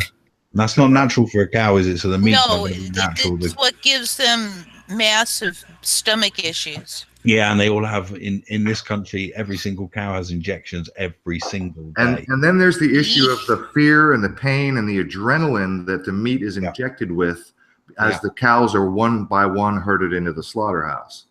Yeah. And if you think a cow is dumb, that's fine. But if you think a cow is so dumb that he doesn't smell the blood and know what's coming or have an idea, or hear his other cows screaming as they're dying. Where I live, I can hear that sometimes at night. I can hear the cows screaming when they take their, when they take the calves away. I hate and reject the idea that animals are dumb because they are not similarly intelligent to us, or any animal is dumb because it's not similarly intelligent to us. Yeah, anyone saying that has never spent any time with an animal, have they? Yeah, this is a big problem. This is a big problem in attitude. Yeah, and it really betrays a pattern of disrespect that is not within our actual nature. It comes from our nature in some ways, but it's a fraction of our nature. I think our truer nature is one of symbiotic appreciation. But Amy, like going back to your main themes, these are the psychopaths in charge that'll take that little fraction of a human foible and exploit the hell out of that and make it dominant and toxic and corrosive, and then feed it back to us until we think it's normal. And yes. Sorry, I get passionate. Like there's that thing where we start to get like this new kind of passion when we step outside of all humans that get abused. Yeah, okay, sure, humans get abused, right? But then we see the no, humans don't get abused. We get engineered. Society in which we exist, in which we're programmed, society is engineered from the top down. There's no question about that. Yes. Yeah, but by some fucking sick motherfuckers. Yeah, the worst. Psychopaths. Psychopaths. The 6%, the 5% of psychopaths, they rise to the top in a system designed for psychopaths to rise to the top. But it makes sense, though. It makes sense that they rise to the top because they're willing to kill and they're willing to maim and hurt and harm people, whereas normal people are not. So it makes sense that they would rise to the top. This should be no surprise to any of us. In any system where you have a top-down control mind and you have money, which, everyone knows money gives power over others, you are going to see the psychopaths promoted. The end. It's just that is the way that such systems function. And in fact, I'm pretty sure that both those systems were introduced by psychopaths because of their promoting of themselves, if you will. So yeah, that's why I'm out to walk away from those systems and set up something that promotes the caring ones to take care of things. Mm-hmm, mm-hmm. I think there's what's necessary is the multi-prong approach, which is can't lean too heavily on the idea of everything would get better. And I'm not accusing anybody in their position of holding one thing above another. I'm just saying multi-pronged approach. One idea is correct that we have to stop them from doing this, but in the event that we can't stop them from doing this, we have to build up our own self-defense and immunity, because they're going to continue to bombard us with this and that, and it's ultimately our own responsibility for our own self-defense. Well, then there's the next layer of all the folks that could benefit from getting a little bit more information about what's really going on so that they could better defend themselves. And then all the way down to the bottom of the people that are absolutely clueless and sort of just sway with the wind and go with whatever because they've been so weakened by the system. Well, how do we lift them up as well? And I'm sure there's 100 dimensions in between. Either way, when you know what's good, when you see what's good, you have to follow what's good and fight for what's good and promote what's good and do your best and speak it out loud and lead by example and hopefully it will be helpful to as many people that you could get that message through to. All right, moving on. There's a couple more to go, and then we're done with this article. It says here, there are several startups that will bring insect protein to the market shortly. It contains more protein than meat. It will be labeled as, and everybody pay close attention now. Everybody put your fucking ears on. Because in the future, when you go to the market, pay attention to what you're buying, what I'm about to tell you here. It says it will be labeled as, quote, alternative protein source. I like insects. Let that sink in. They taste good. Crickets taste nice. Yeah. Let that sink in. Well, hey, chocolate-covered ants. Hey, I understand that scorpions have a sweet taste. I understand that grub worms are very oaky. They're kind of nutty, you know. But whatever. If you want to eat bugs, that's your thing. I just want everybody to be very aware. Aaron, have you ever sink in, dude? Have you ever eaten a bug? No. Yeah, you have. Well, when I was a kid, I ate worms. No, but if I'm not mistaken. If I'm not mistaken, like the average person eats like 10 to 20 spiders a year in their sleep. So yeah, you're eating them. You just don't know it. Well, you know what? When I go to the grocery store and I buy a product and I expect it to contain beef or chicken or pork or whatever I want for the day or whatever, and it says alternative protein source, I'm going to think twice before I buy it. Yeah, I would anyway. Yeah, me too. I would anyway. If it says anything alternative protein source, I'd be just let that sink in. Alternative protein source. We're going to buy our Soylent Bug. Buy it. Soylent Bug. Oh, well, okay. Yes. Okay, let's go back radical. Let's go back radical. Are we actually being fed our own selves through fast food chains? I don't eat fast food, so but yeah, possibly, man. Not we, but we as in humans, not we as in people who try to avoid horrible things. Apparently, they have indeed found human meat in McDonald's, and apparently it is just quickly, large part. Hold on 1 minute.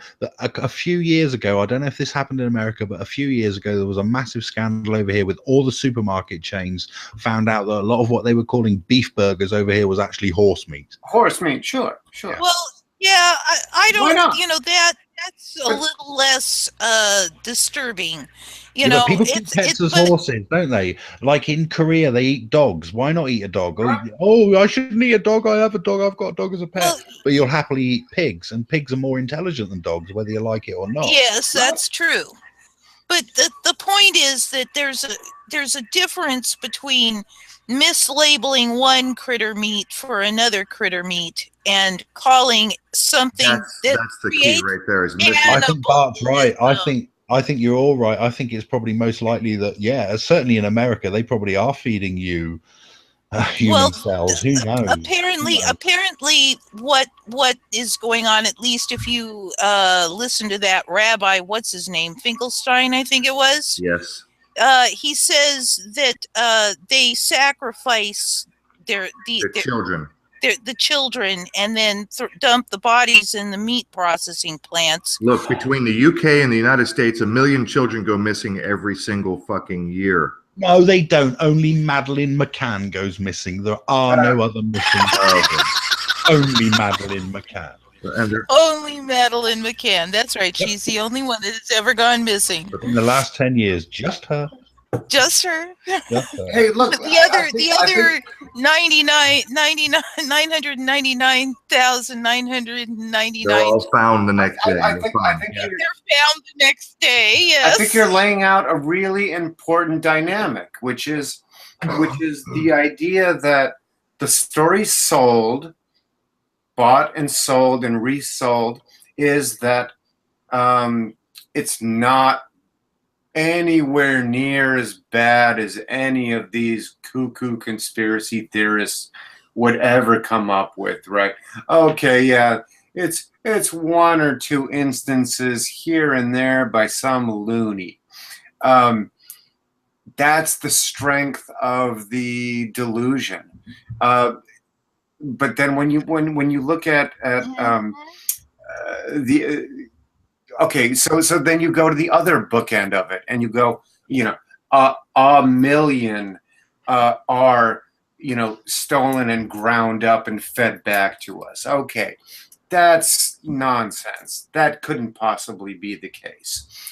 But the gap between that and one, even one would be one too many, wouldn't it? Whether it's a million ground up or one would be too many. This is where I draw the line. I draw the line at cannibalism. I will not eat other people. I will starve to death before I eat another person. The end. Depends who you were with. Period. I'm sorry. It really doesn't. Do you guys remember about 2 or 3 years ago, there was a story, an article going around that came out of NASA where they were exploring the idea of recycling the astronauts' feces to produce food? I thought they were going to. I can remember having a giggle with one of my friends because I thought they were going to poop their way to Mars. They were gonna poop I called it Soylent Brown. Way across to Mars. We're at Mars. That was one small step for man, one huge shit for us.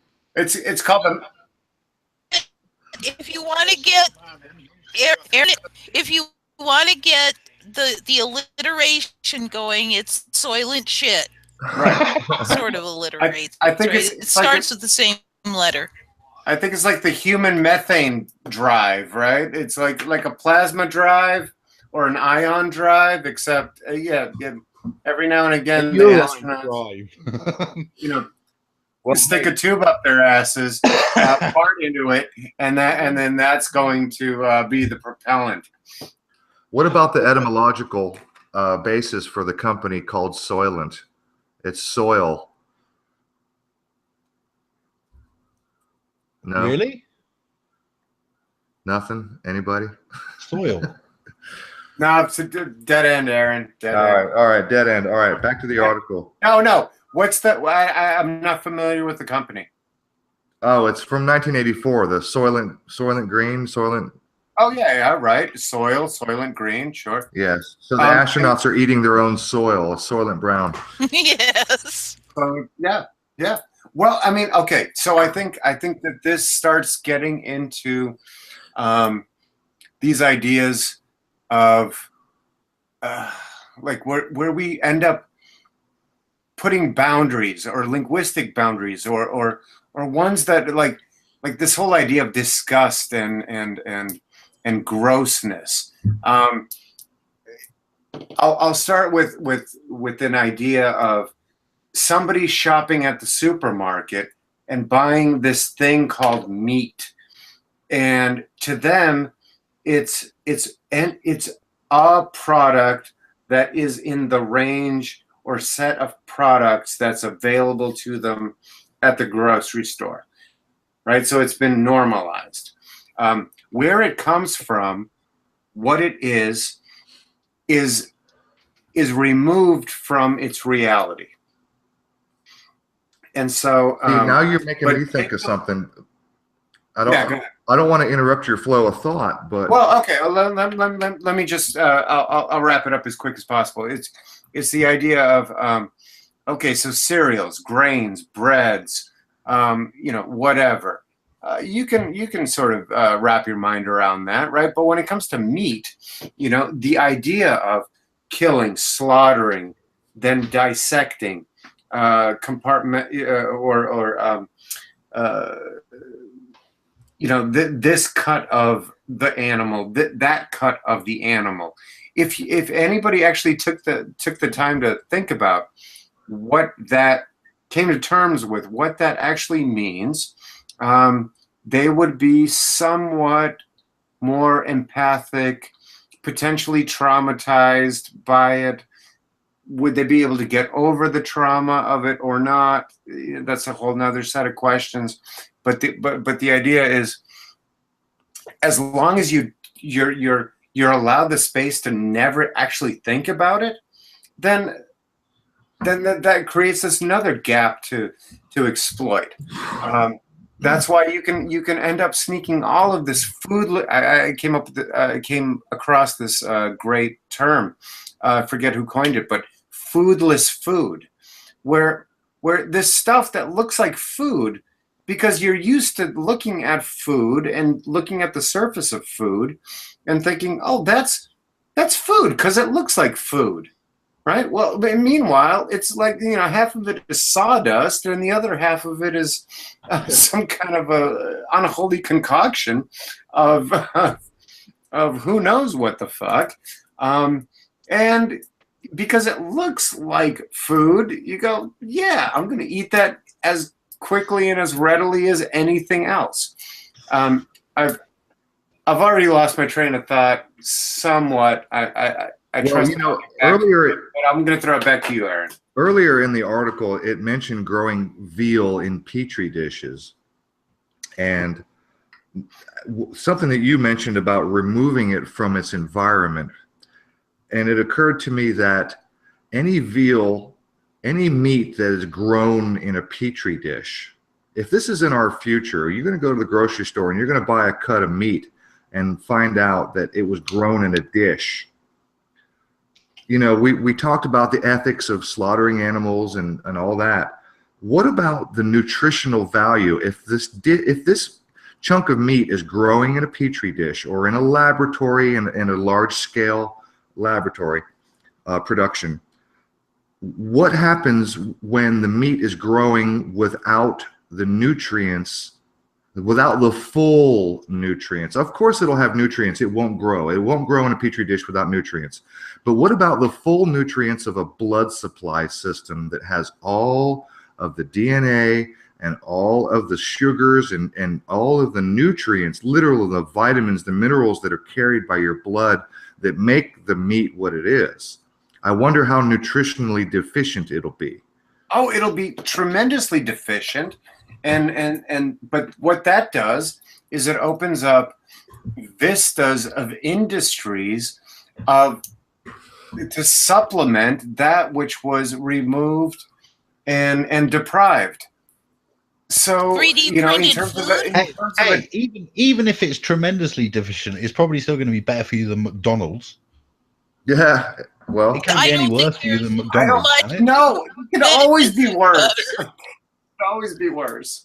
I don't know. Would it? I don't know. I'd need a taste comparison because I wouldn't even eat. Seriously, like, do not eat McDonald's. Like, don't even ever. Next time you walk into McDonald's, ask for a McHuman.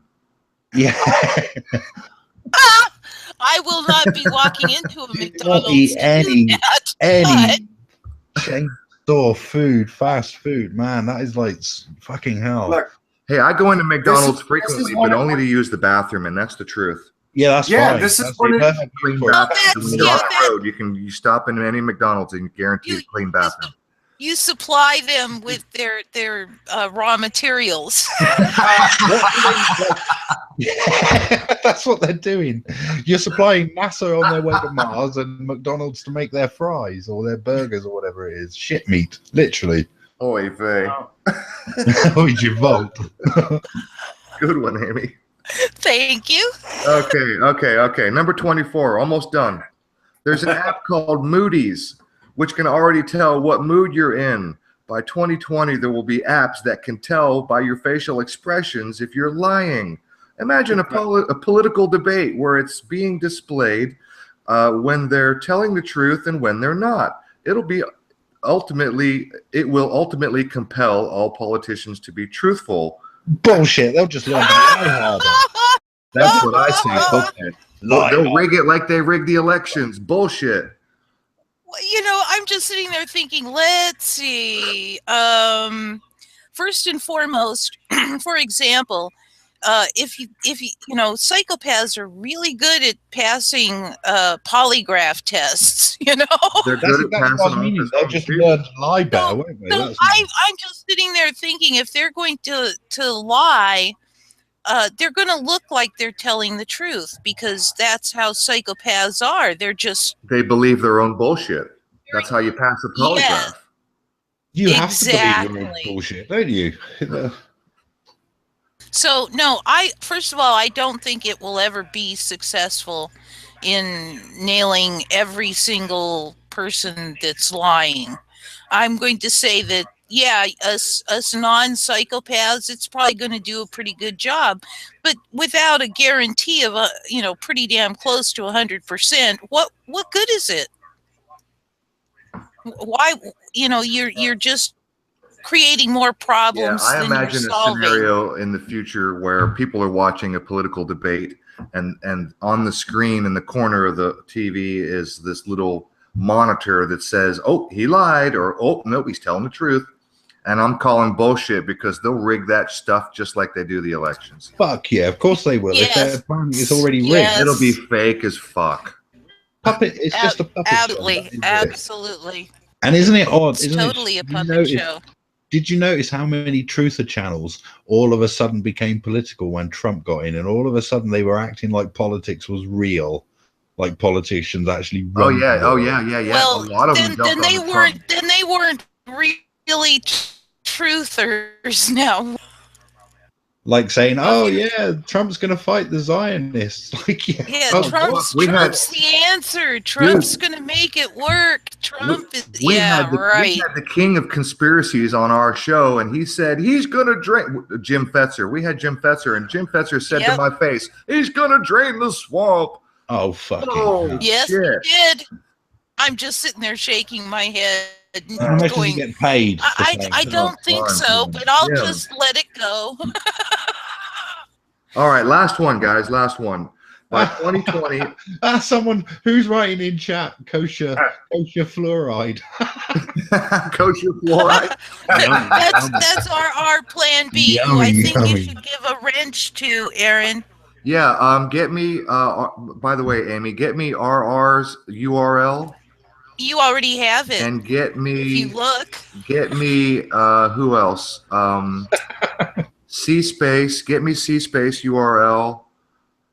And get me Alpha Thelema URL, and I'll give them wrenches.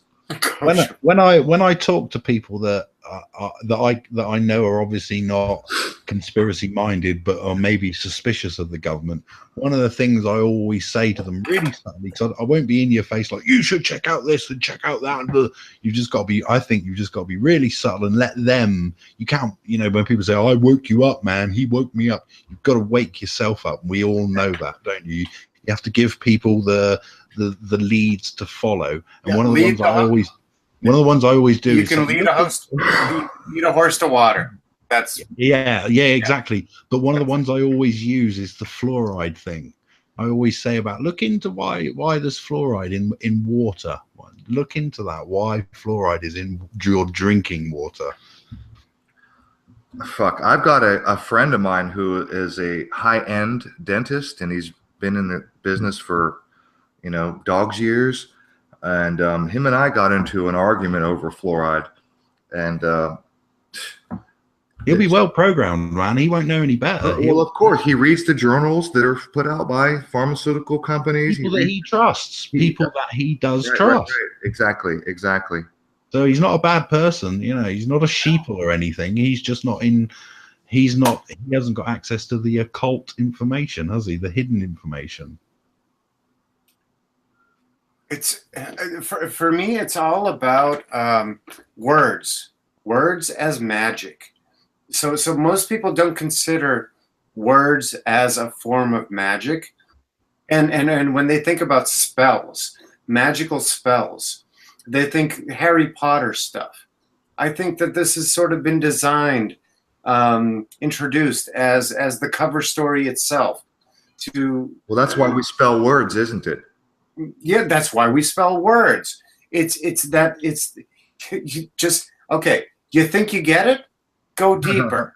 Oh, you think you get it? Go deeper. Right. Oh, now you get it? Now you're an adept? No. Is there deeper to go? Guess what? Yeah, go deeper. Right. And I keep thinking about once you go down deep enough, what you've done is you've traversed so many depths that you can't possibly be arrogant around how deep you went and hold it against other people for not having gone so deep, because you know the work you put in, you know how much how hard it was, how many times you were wrong and confused all along the way. So you can't end up being, too bitter or arrogant against anybody who hasn't put in that amount of work or effort. And that ends up being those things called compassion and empathy, and gentleness, and sweetness for anybody who's not strong enough, not aware enough to go on that hero's journey. And then you're. What about heroine journey? Same thing. Heroines. Yeah, it's not we don't have to get into gender studies here. Hey, if you're confused about your gender, just look in your freaking underpants. Yeah. That's something Donald Trump would say. Just feel around. Yeah. All right, last one, guys. By 2020 or sooner, some might suggest this is happening now. What a university student learns in the first year of a 4-year degree will be irrelevant and redundant by the time the 4th year is complete. Yeah. I'd say that yes and no. Some of it will. Yeah, I would say it won't. In some instances, yes. In others, no. I would say. And, I would. Go ahead. I think we're already there in some certain areas, But yeah. I would say 99% of the time, yes, and I'll tell you why. Because the education system as it is set up is designed to teach you what was relevant 30 years ago, which is absolutely retarded by definition. The education system should be designed to teach you what is 30 years to come. And almost nobody has the balls or intelligence to actually construct a competent, responsible plan to do that. That's why 99% of education systems are going to fail. And that's why if you want to get ahead of the curve, you have to work super hard to find that 1% that's going to take you ahead of the curve. Well, in thinking about educating our children, as far as going into the abundance paradigm, where we don't have to add our energy somehow, figure out a way to plug our energy in, whether we can't stand it or not, just to survive. I keep thinking that the best way to educate our children is to give them, the basics, you know, the reading, the writing, the arithmetic, and point them on the web, guide them on the web, and let them explore and find out what interests them. I was going to say, give them a stick and a rope. There you go. No, you know, you figure if people learn so much better if they're interested in it. Right. They will retain so much more. And so rather than forcing kids to sit in school and endure crap that doesn't interest them, which will go in one ear, stick around long enough to puke it out on the test, and then it'll go out the other ear, which is, I mean, that's wasting their lives, their energy, our lives and our energy in trying to make them do that. Just let them find what they are interested in, and they'll take off. And as they need information in other areas of the universe, they will look for it. You know, quit telling them what they have to learn. I mean, that's one reason why I want to get the going, so that our children can learn things they want to learn. Yeah, but where is it? I mean, that's what John Taylor Gatto talks about all the time, the way he used to handle his students. John Taylor Gatto would say to a student, look, he tells a story. He said he'd walk down his row of students, you know, sit in their seats, and he'd see somebody doodling on a paper, and he'd say, look, you like to draw cartoons? Take 3 weeks off of school, go to the library, get this book, this book, this book, and any other book that you see that catches your eye. You know, take 3 months off of school, I'll cover for you, and go and pursue this or that. And yeah, go hook yourself up with an apprenticeship. But it's really about encouraging people to pursue what interests them. As Amy said, you're going to learn and retain so much more. More. Okay, I got one more question that I want to go ahead and throw at everybody on the panel, and then I will also pipe in. This is from Alpha Thelema. She's in the chat right now. I assume it's a female. I hope it's a female. I hope I'm not get the gender pronoun wrong. Please don't arrest me.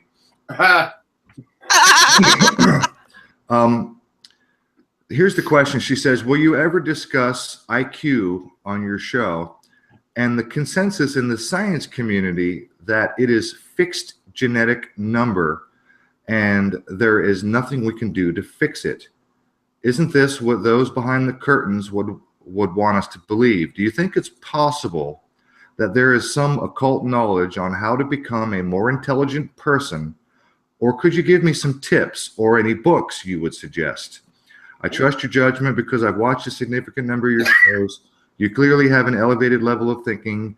The way you synthesize so many different things across all different periods of history and articulate so well is evident of this. Lastly, were you always intelligent? In other words, were you naturally smart from the beginning, or did you become smart later in life? I'd really appreciate your feedback on this. And if you haven't researched much about IQ, maybe it'd be a good topic for the show. So it is a good topic, and I want to address everybody on the show. I do consider everyone here to be highly intelligent. This is a good, appropriate topic to cover. So I'll pass it to anybody who wants to go first. What do you think? Is intelligence something that is genetic, as is stated here? According, Can I go first here? Because I'm going to have to shoot in a minute anyway. Do it, bro. Go. Right. I think the whole IQ test is completely fraudulent. I think we've all got the same, essentially, lumps of meat in our head, which we call our brains. And I think the majority of it is your nature and your nurture. If you're, for instance, if a scientist, a Western scientist, say a quantum physicist, sets an IQ test for an Aboriginal, the Aboriginal is going to fail that IQ test. But if an Aboriginal sets an IQ test like how to survive in the western deserts of Australia, that Western scientist will completely fail his IQ test as well, won't he? We've got the same lumps, right? we've got the same lumps of meat in our head. We're genetically, we're all brothers and sisters. We're all one family, and I think it's all down to nature and nurture. And I think you can improve your brain and you can improve your thinking all the time. And I think that's one of the main purposes of being alive, is to get to think clearer, maybe. And we've all got the same lumps of meat. It's just how you use them, and if you've had good stimulation when you're younger, and if you stimulate your own mind through whatever, reading, anything. Good answer. No, good answer. Very good. Go ahead, Amy. From my standpoint, when I was taking one IQ test, that I was aghast that this was supposedly an IQ test, where it said, "What does this word mean?" And I looked at that test and I thought, if against all odds, a person had never encountered a cat, nor the word cat, ever in their lives, which granted that probably isn't going to happen, very likely, but suppose it did, and you said, "What does cat mean?" And they say, "Huh? Oh, well, you're stupid. Your IQ is low." I'm going, okay, this test is bullpucky, because if I hadn't encountered any of the words that they were asking about, for crying out loud, how the heck was I going to know what they were? Yeah. What they meant? I don't know. Yeah. So, yeah, that has nothing to do with IQ, but experience. A lot of people don't have time to use their brains, literally. That's one of the big problems in today's society. They don't have time to use their brains. And on that, I'm going to say good night. They don't give them. Yeah. Have a good night, guys. Have a good night. Great chat. Really interesting. Pleasure. It's always a pleasure. Loved having you. Yeah. Take care, guys. Adios. Bye-bye. We'll see you Sunday. Yeah. Oh, yes. See you Sunday. Hey, Dominic. It is exactly 9:10 p.m. What time do you have right now? 2 a.m. just gone. 2 a.m. Okay, so you're 5 hours. So yeah, 5 hours. You know what time to be here tomorrow. I was punching it the other way. So that'll be 8 o'clock. 8 o'clock your time. Tomorrow, day after. Yep, tomorrow. 8 o'clock. Sunday. Right. Sunday, which is tomorrow, effectively. Yeah, for you. Well, yeah, for you it is, but for us, it's still yet another day. Are you trying to get him to hold on to 9/11? Oh, there it is. It's 2:11 now. It's 2:11 for me. I'm going at 2:11. Adios. Ciao. Bye-bye. All right, bro. Love you. See ya. Love always. Okay, I want to share. I want to do a screen. Can I jump in? Because I didn't get to reply to your invite to. Okay, yeah. You heard the question, right? I've always been smart. Both my parents were smart. My dad was valedictorian. My mom was top 3 in her class. All in Poland. All. Well, I guess that dispels all the jokes that we used to make. Really. Well, that's a whole nother thing. We could do a whole joke. A whole show. Bart's Polish. He's not a Polak. Around Polish jokes. Yes. I'm ready. The Polish joke is like, for me, the cosmic joke. But okay. Hey, we got to make fun of somebody. Yeah. Right. I've delved into that topic this way and that. Anyway, my point would be this. Intelligence is talent. Intelligence and talent are related. It's what you end up doing with it that's important. Right. Because we've all heard those stories of the tragic person who had all the talent, all the intelligence, and then they fucked up, and now they're a shithead, right? Mm-hmm. And then we've heard of all of the stories around, hey, this person was not the smartest this person was not the brightest bulb on the tree, and yet they went on to huge success, right, because of some other set of characteristics that they had. So do you guys, either of you, have an opinion as to whether or not intelligence can be increased over time? Can you work on it if you wanted to and increase your own intelligence? Oh, hells yeah. I strongly Go ahead. I strongly suspect that diet has an awful lot to do with it, as well as taking the time to expand, to exercise your facilities. You know, reading is an excellent way to assist. I've got a screen share that involves reading, but go ahead, finish. That's pretty much everything I had to say there. Diet does have a role to play. Omega fish oils, you know, things that are good for your brain, avocados, almonds, walnuts, things that have elements and minerals that are good for your brain absolutely help. Absolutely. Exercise, absolutely. Reading beyond measure increases your, vocabulary, just increasing your own vocabulary increases your intelligence. It gives you the ability to understand things that you normally wouldn't if you didn't, like the example Amy gave. If you had never been exposed to a cat, and you'd have no concept of it, and so you might seem like a dumbass, but the fact is you've never been exposed to it. So like Dominic said, right, the whole intelligent quotient, the IQ test, it's a farce. It judges where you are now, not where you always have been or where you will be. It's a mile marker, right? So think about mile, right? So you have 1 mile marker arbitrarily assigned somewhere, and then a mile from there is another marker. That's right. Right? So back to the diet. Everywhere in between those 2 markers, another marker could have been placed, and it would have related to the next mile marker. And so, yeah.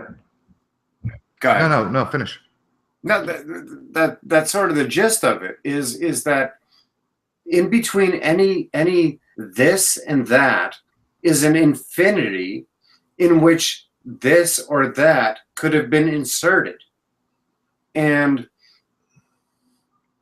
if you stick too rigidly to, well, no, this and that are the thing that everybody needs to agree on, and conform to, that excludes anybody who has anything to say about the entire infinity between this and that.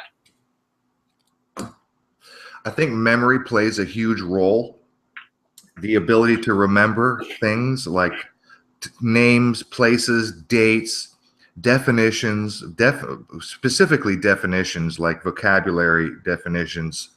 The ability to remember and retain information is a huge, key, essential part of being an intelligent person, and in terms of understanding things. If you don't have a frame of reference, you're not going to be able to understand. If you do have a frame of reference, it's because you came across something, you were exposed to something, some piece of information, and you retained it for whatever reason, where you found it interesting, or maybe it's just one of those things that randomly stuck in your mind. But the fact is that if you can remember some frame of reference, some set of definitions, then you will inevitably be at a higher level of intelligence. So memory has a lot to do with it, and that goes back to diet, omega-3s, good stuff that's good for your brain that helps you to retain memory. Again, like Amy said, there are exercises that you can do, practice memory exercises. The ability to retain information that you come across is a key element, because a lot of us out here in the world of researchers or truthers or whatever you want to call us. And I'll even give Zach Hubbard props, because that guy has an amazing ability to retain random information from all across the board and tie it together with new things that come across his desk. Yes, he does. He's got a great, amazing ability to do that. It's seen as intelligence. It probably is absolutely downright intelligence. And I think that that's what it is. It has a lot to do with your ability to retain information. And then there's the aspect of exposure. And this is where reading comes in. You have to, and here I go quoting the Bible. Jesus said, "Seek and you will find." You have to expose yourself. You have to seek information. You have to expose yourself to all kinds of information and do your very best to retain it. And just as a point of advice, one of the best ways to retain any piece of information is to repeat it, to teach someone, to tell someone what you just learned, because you create a neural pathway in your brain, which is a secondary pathway. Okay, so the first pathway is your exposure. The second pathway is your retention ability, your ability to go back into your mind, grab that piece of information and spit it out to someone else. I'll tell unless it's shit, right?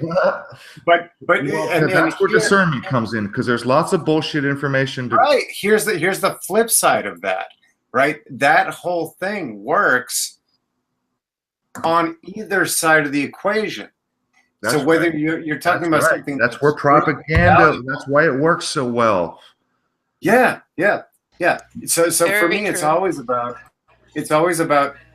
okay, all of that is true. What does the step back from that look like? Step back and look at both sides of that equation or non-equation. What does that look like? Exactly. Good point. Okay, so at this point, I think I want to go ahead and do a short screen share. This is only about 40 seconds long. This is a little excerpt from Alexander Macris, M-A-C-R-I-S. Alexander Macris. Anybody wants to look that up?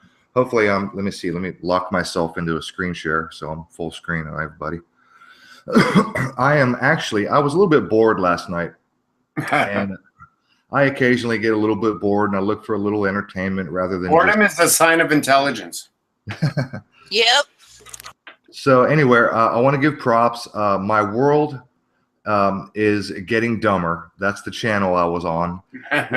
This channel, this is one of those channels. It's a bunch of compilation videos where they go out on the street and they randomly interview people with basic questions that stupid people just can't answer. You know what I mean? It's funny and it's entertaining and it's all that.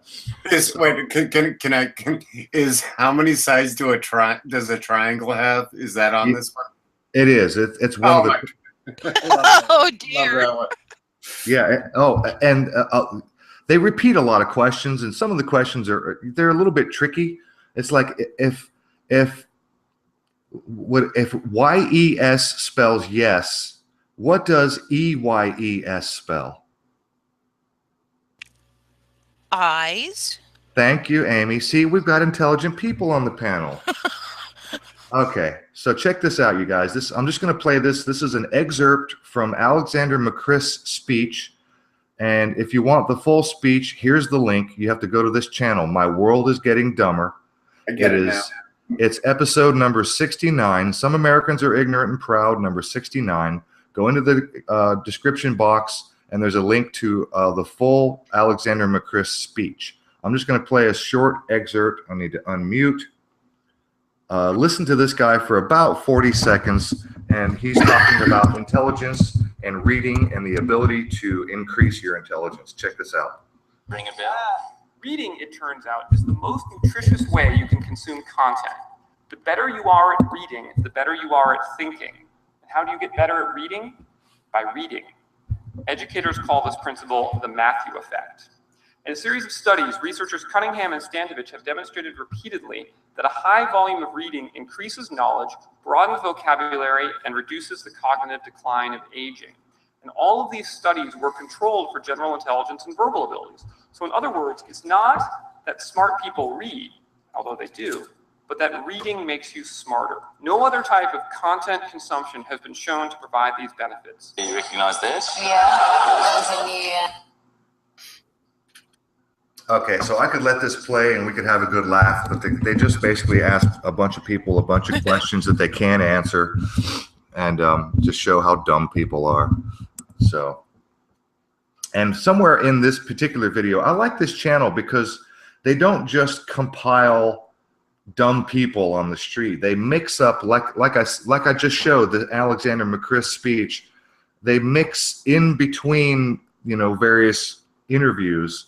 They mix up with, you know, interesting and informative and intelligent little clips, just like that little speech from Alexander McChrist.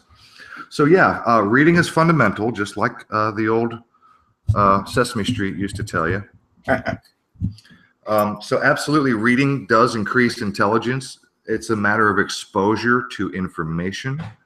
And I remember in school a statistic that I'm pretty sure is still true and was true and is true, that you retain something like maybe 10% of what you hear, and then you retain something like 50% of what you read, and then you retain 60 or 75% of what you do and experience.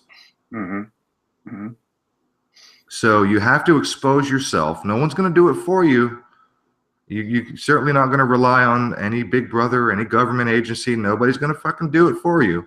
You've got to go out. You've got to seek and destroy, seek and find. You've got to go and expose yourself, new things, new information all the time.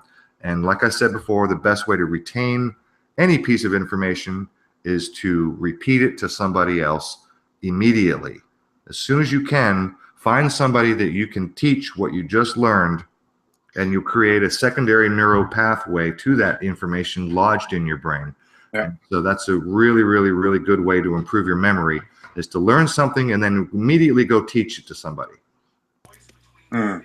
I agree. I think that should actually work very well. I would say what is the difference between experience and hearing and reading? I'm not saying that there's no distinction. I'm saying all of those are experiences. So you're experiencing reading, you're experiencing hearing, and then you're experiencing experience. What do those? You want to drill down to the distinctions? Yeah. What does that all look like? Like how are they different from each other? And what I would suggest hearing powerful than the other? I would suggest a minimalistic version from one to the other, where doing involves physical action. So you're more involved, you're more engaged, much, much more engaged than any other activity. Reading is similar, although you're not very physical. It is actually partially physical. You're holding a book, your eyeballs are moving back and forth. You are physically reading in a physical sense. Mm-hmm. And yet, on the other hand, in a more simplistic manner, hearing is the least effort on your part. I also have something to add to that. You've heard, or maybe you haven't, of the 3 modalities that we relate to the world in. I took a test expecting my modality to be mainly visual, but there's visual, audio, and kinesthetic. And when I got done with the test, I was extraordinarily kinesthetic, which just blew me away. And yes, visual came in a low second with audio barely making a blip. And so I also think that our modalities, and different people have different modalities. So somebody could hear something and it will stick better with them than somebody who, like me, who's not all that auditory at all. And we all have some of all of the modalities, but in different percentages. So it would work better to hear something for somebody who is a highly auditory focused modality, whereas with somebody who's highly visual, seeing pictures and being able to look around and see things in the outside world is going to be more impactful.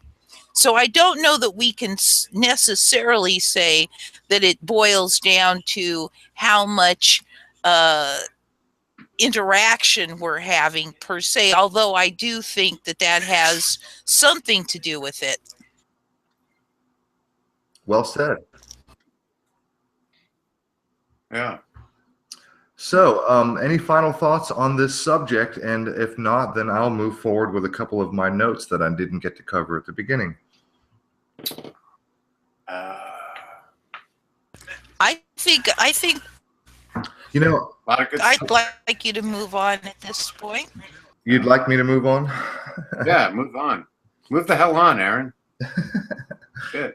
Get on with it already. You know, I would like to add that my mom did play probably a very, very large role in whatever intelligence level I have achieved. And that is because starting at a fairly young age, as soon as I was old enough to hold an adult conversation, 13, 14, we used to sit around the table almost every night. My brother, 4 years older, very intelligent. My mom, very intelligent. The three of us would sit around and just have deep conversations, very similar to what we're doing here now on the show. And it was something that we engaged in almost on a nightly basis. And we would just pick shit apart, man, every night. And it was interesting. It was stimulating. And we found it a lot of fun. It was engaging. It was good family time. It was intellectually stimulating on many levels. And it was something that I practiced. So again, we mentioned earlier about practice, right? You got to read, you got to expose yourself, you got to learn, you got to teach. This is all practice when it comes to intelligence, increasing your intelligence. Can I reach in? Yeah. So I landed on a place in terms of the term practice. Often you hear about it in a medical thing. A practice, right? A doctor has a practice. That means, on one hand, they're practicing on you, meaning they don't have all the answers. They're sort of improvising, practicing on you, right? Yes. In order to, but if their heart is in a good place, what that is okay. They practice. They have their deficits. They have their foibles. But maybe the practice that they did on you will, after adjustments and better awareness, result in a better practice upon somebody else. And then again, and wash and rinse and repeat. Wash, rinse, and repeat. And so I landed on this place a while ago, which is every instance of practice is practice for the next practice, which is a practice for the next practice, which is a practice for the next practice. I think that's reasonable. That's an honest way to think about it. But this idea of like, we always want, we desire and hope for certainty so much. We hope against hope around that like, oh, this person that I'm going to go to for their advice, for their treatment, for their wisdom is doing something other than practicing on me. You see what I mean? Yeah. So we set ourselves up by not acknowledging that everybody is on a path, and everybody is on a path of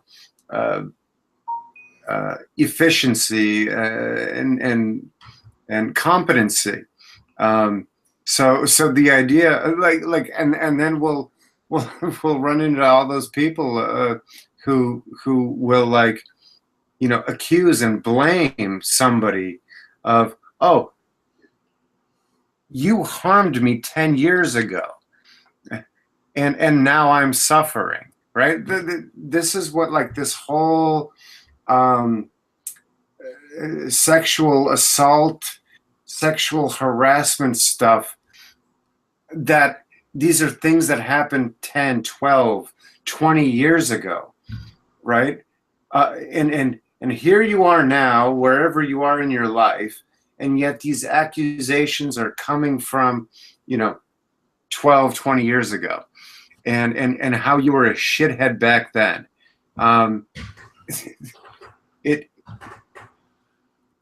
There's an inherent dishonesty to it. Something is getting wiped out and lost of human nature, and I think it's by design. I think it's by a great deal of it is by design. Say again. Sorry. A very great deal of it is by design. Yeah. But it's subtle, and a lot of people fall for it, right? And the more people fall for it, the more people sort of consent to the attitude and the trajectory of it. And I worry that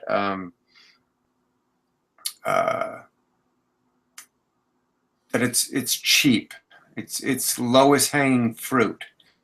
It's the fruit that you can, run up to the tree, grab off the tree, and hurl at your enemy's face, and and then mock them that I hit you in the face with the fruit, and look at you now.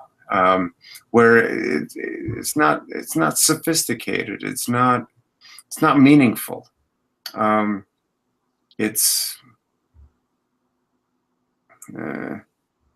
ahead. They're dumb games disguised as the real war. Okay, back to you. All right. I was just kind of scanning the chat there. I got a text message from my mom as we were speaking here, and as many of you know, my mom is a fan of the show, and she usually listens in when she can, which is most of the time. As we were discussing intelligence, she sent me a text message. She said, having the what if gene helps. Now, for those of you who don't know what that is, it's sort of an inside, it's not a joke, it's a phrase, it's an inside thing in the family. I don't know who else has ever even used this term, but she calls it the what if gene.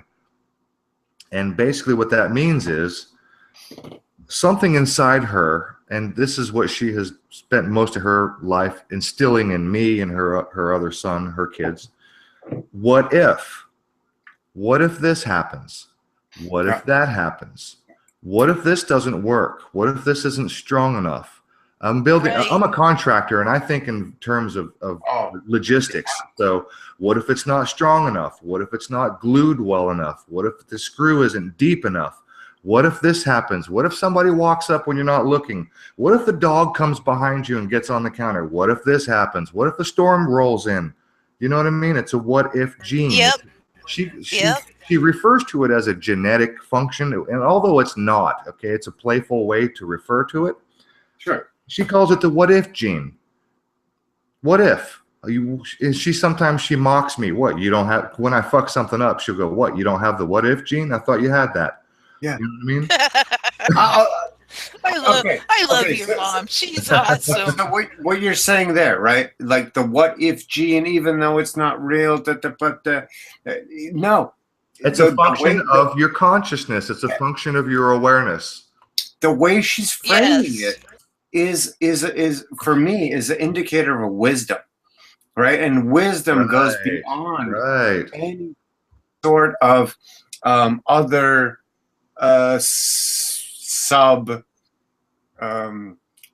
subcategory. Wisdom, like philosophy, right? The love of knowledge itself is wisdom.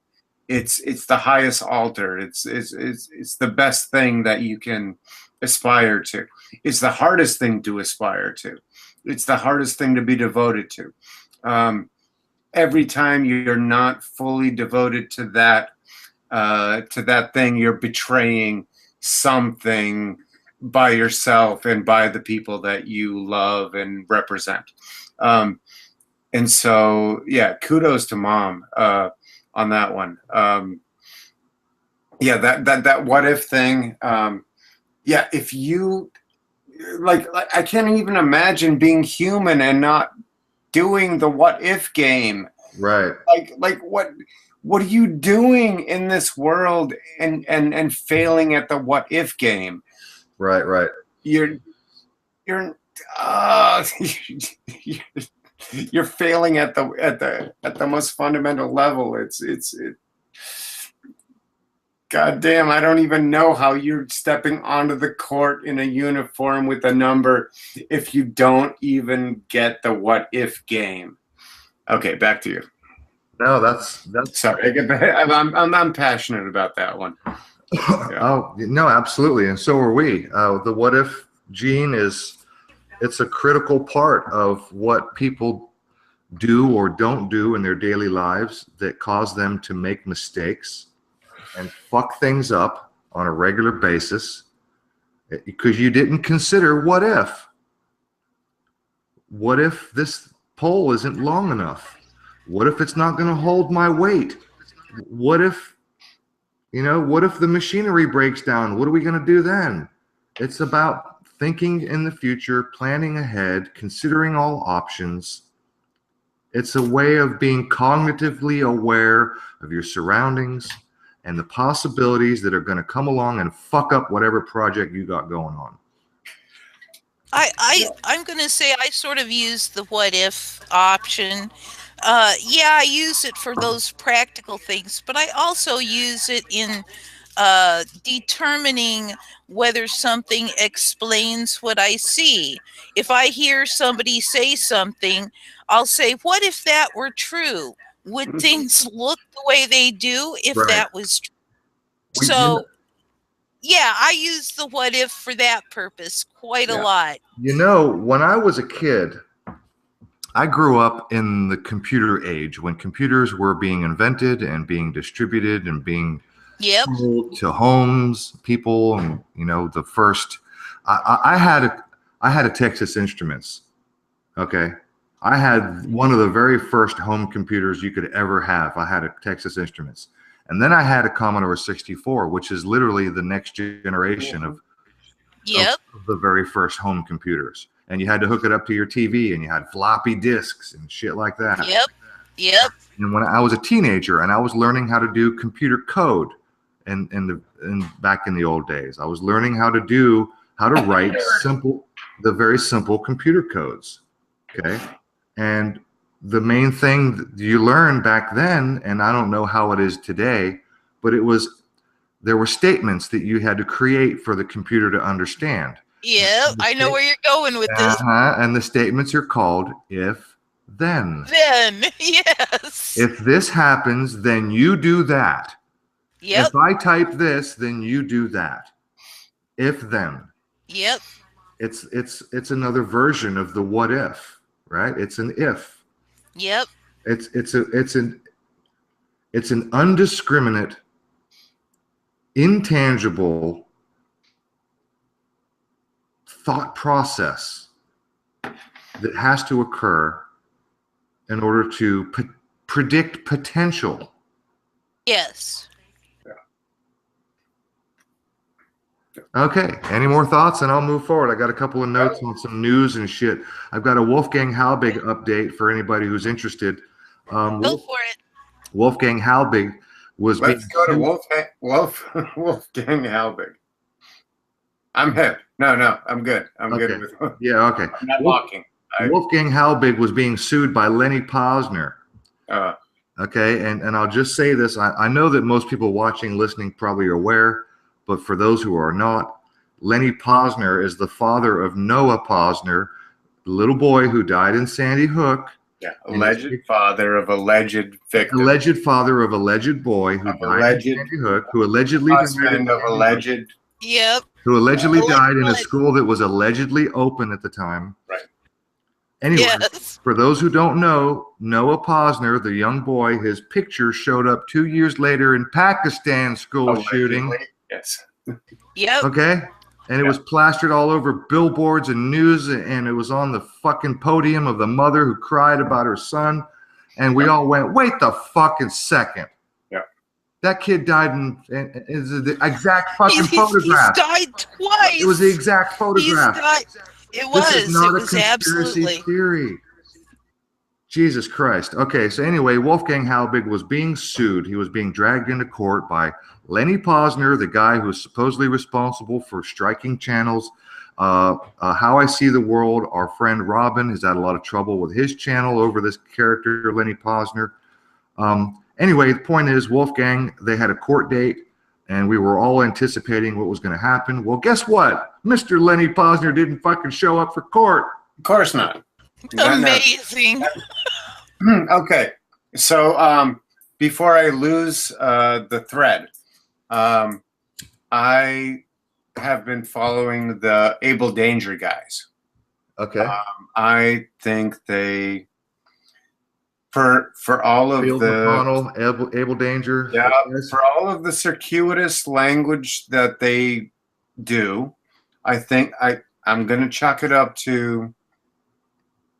I kind of get what they're doing. All I'm trying to do is drill down to the,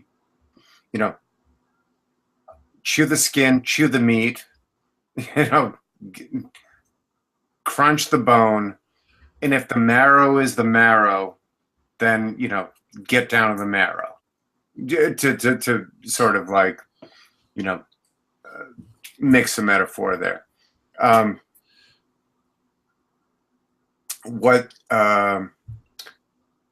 What is up? So have you all followed that whole idea around, or the reports around Marines swarming Langley?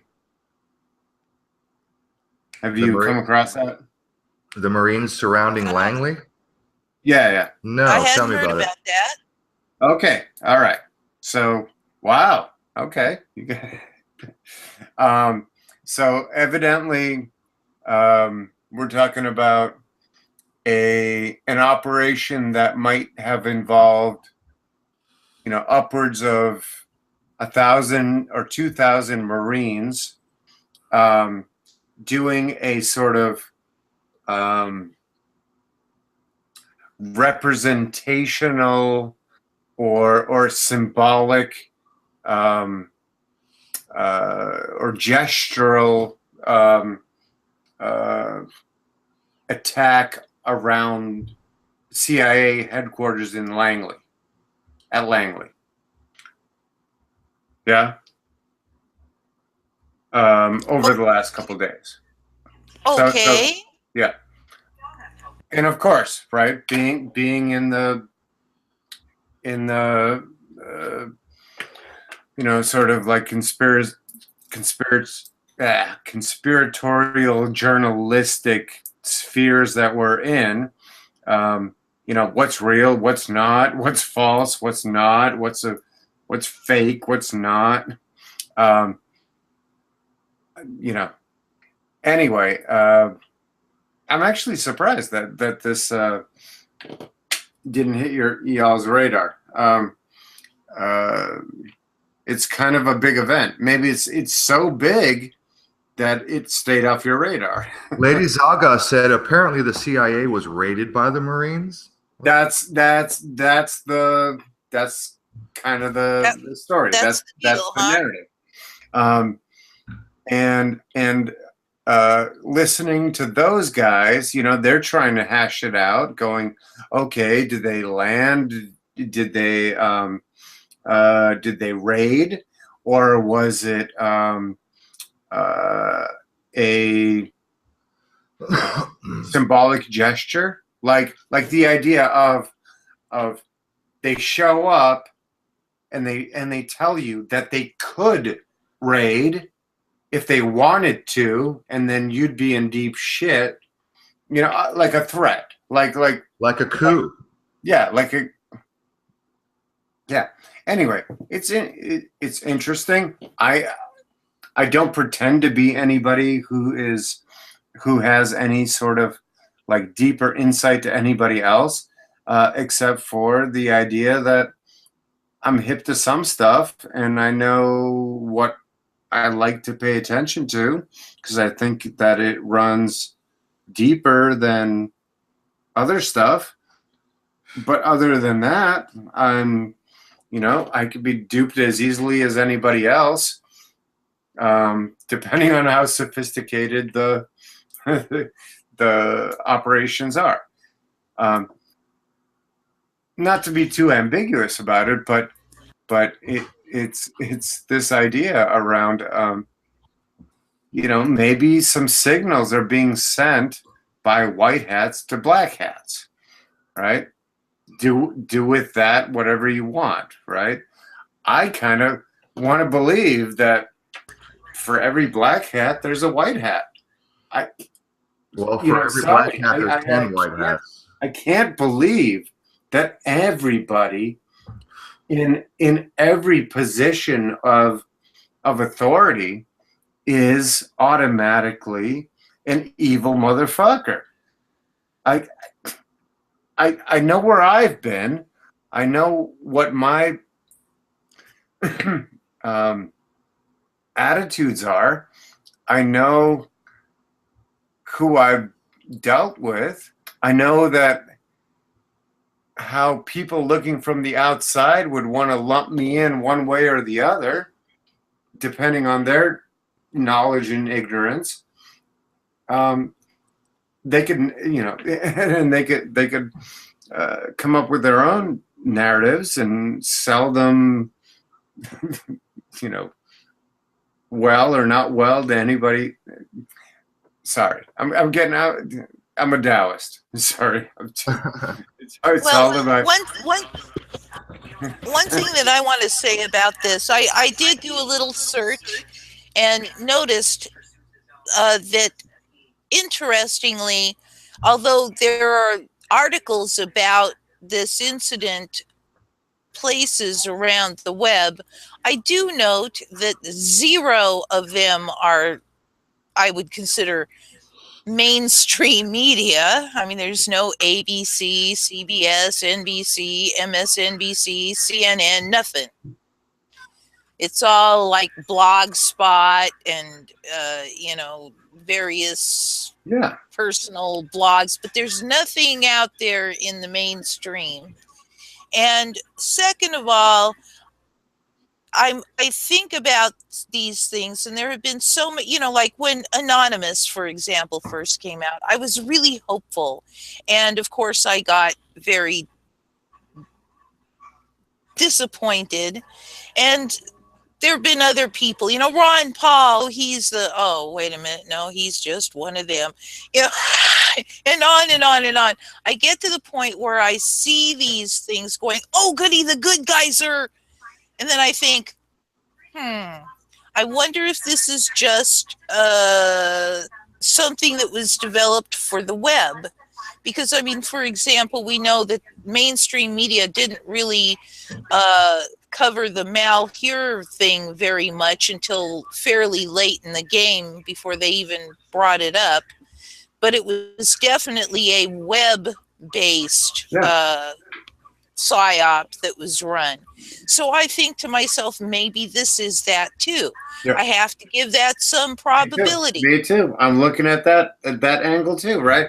And that is like what's the term? Fog of war, right?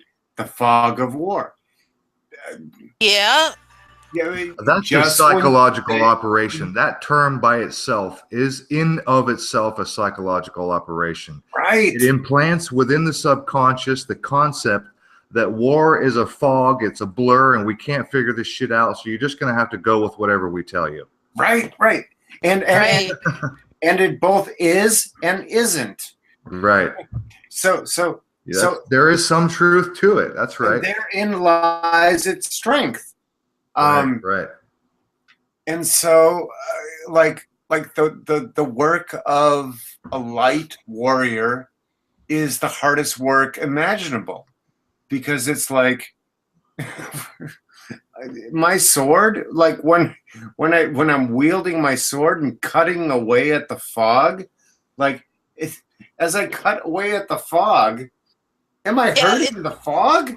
Like, am I doing a fucking damn thing to the fog? Right? Like, is this the thing to do at all? Yeah.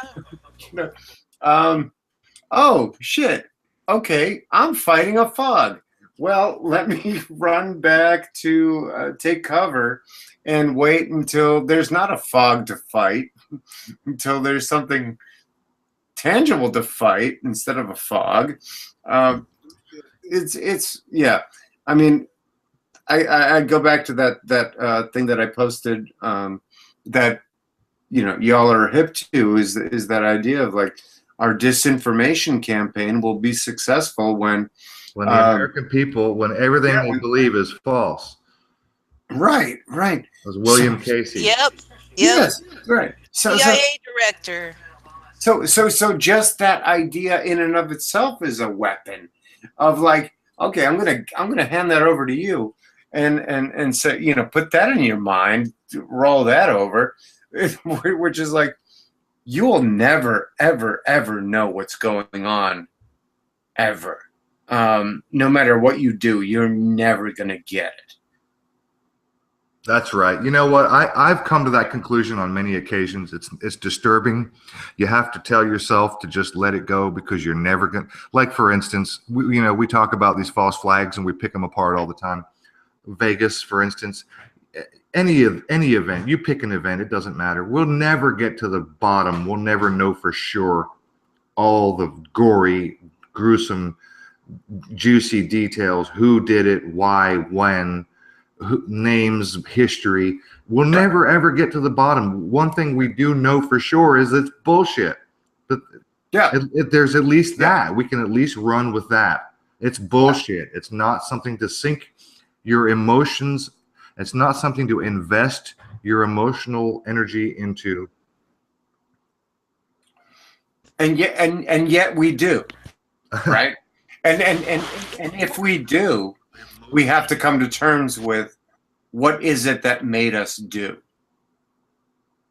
right? Well, and then it always comes back to, it's always a mirror coming back to us, going, what is it about me that made me want to invest my time in this?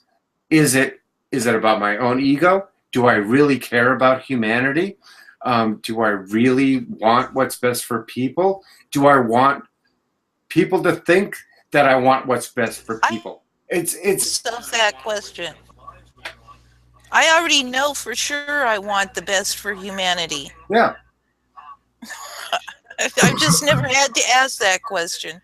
Okay, so are you guys familiar with ElsaGate? No. That brings back that rings some bells. That rings some bells. Well, refresh memory. Unfortunately, we're getting close to the third hour. We're going to maybe have to do a few minutes of overtime. ElsaGate, for those who don't know, ElsaGate is a reference to the cartoon or animated character known as Elsa, who is the main character in the movie Frozen, the kids movie. Okay. Yep. So if you got kids, you know Elsa. Yeah.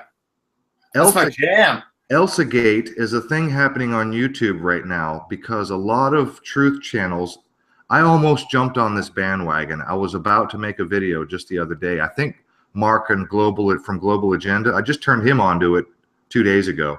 He hadn't even been aware of it. and now I'm pretty sure he's in the process of making a video on it. And I don't have time to go into detail right now and show screen shares, but there are YouTube channels, and we should do this on a show soon, very soon. If you got kids, for the Christ's sakes, take the fucking tablet away from them. Get your kids. Yeah. Do not allow the internet to be your babysitter, because your kids are being groomed for pedophilia. Your kids are being groomed for violence, disobedience, coprophagia, coprophilia. And if you don't know those two words, go back to my old show where we talked about the Pope. I think the title of that show was Holy Shit. Because the Pope came out. Francis came out. I think it was after Trump. And forgive me, I don't remember the subject specific he was talking about. Oh, fake news. We're talking about fake news. When fake news was all the rage. The fucking Pope had something to say about fake news. And he said people consume, they engage in coprophilia and coprophagia. It has to do with shit. Yeah. Eating shit and consuming shit. Yep. Which on its surface, to me, was disturbing that the Pope would even know the definition. I had to look up coprophagia. Oh, come on. Wait. The Pope? The head of the Vatican? You're surprised? That, well, yeah. Well, yes and no. Yes and no. Okay. This to me. Yes and no. No, but this is their niche. I know. Market, I know. right? I really do. I know. Their on the surface, you would think, why would the Pope even be familiar? Who the fuck knows what? Does anybody know what coprophilia is? Ask anybody. Anybody listening to the sound of my voice. Go up to your friends and neighbors. Sorry. The Latin term for it, the sophisticated academic term for it, doesn't fucking matter. The reality is the reality. And everybody on the planet knows what shit eating and shit worshiping is on a visceral level. Well, okay. Well, I'll tell you what. Go up to any friend or any neighbor. Do this as an experiment. Go ask anybody you know. Hey, do you know what the definition of coprophilia is? Have you ever heard of the word coprophagia? And can you tell me what that means? Because I'll tell you, one of them means that you eat shit or consume shit, and the other one means that you get a sexual arousal from shit. Right. We can. I'm a smart guy, and I've got a big vocabulary. I didn't fucking know what those words were. Thank you. No, but it doesn't matter if you know the tech. Here's my point. My point is, you get the concept when you learn that there's an academic term for it. You go, this has been known by intellectuals. Yeah. Right? But you know in your bones that it doesn't matter what the intellectuals have admitted to knowing or not knowing. You get. Yeah. Well, here's the thing. What I'm saying, right? Sorry, I get passionate about that kind of creepy ass dichotomy of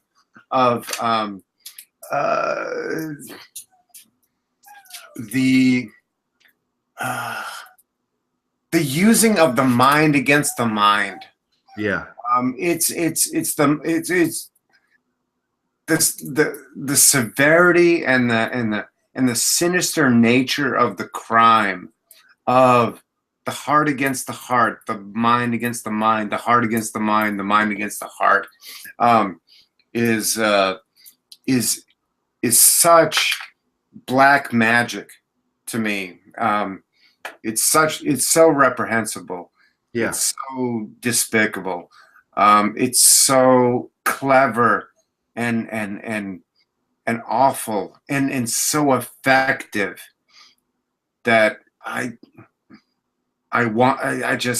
marvel at its well, there's this thing running around the internet on YouTube right now called Elsa Gate. And it has to do with these YouTube channels that are geared for kids. And there's a whole section called YouTube Kids. And if you got a little kid and you give them the tablet and they turn on YouTube and they go to some channel called Finger Family Fun Time. Oh, yeah. Okay. There's a whole network, and I do mean network. This is undeniable, unmistakable. The network is as clear as a fucking bell. All these channels are tied together. Most of them are run by the same entity or person or group because they use the same titles. They use the same animations. Okay. Yeah. And they're creepy as fuck. Very.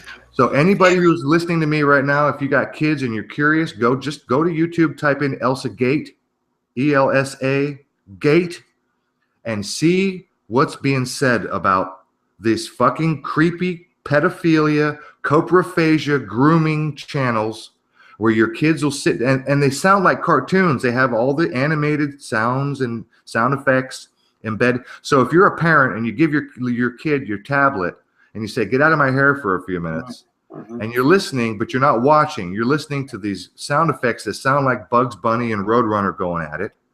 You don't realize your kid is watching these animated cartoon characters drinking alcohol, pissing and shitting in this fucking swimming pool, swimming in the swimming pool after someone pisses and shits in the swimming pool. Okay? Creepy, weird, pedophilia, coprophagia. Your kids are being fucking groomed.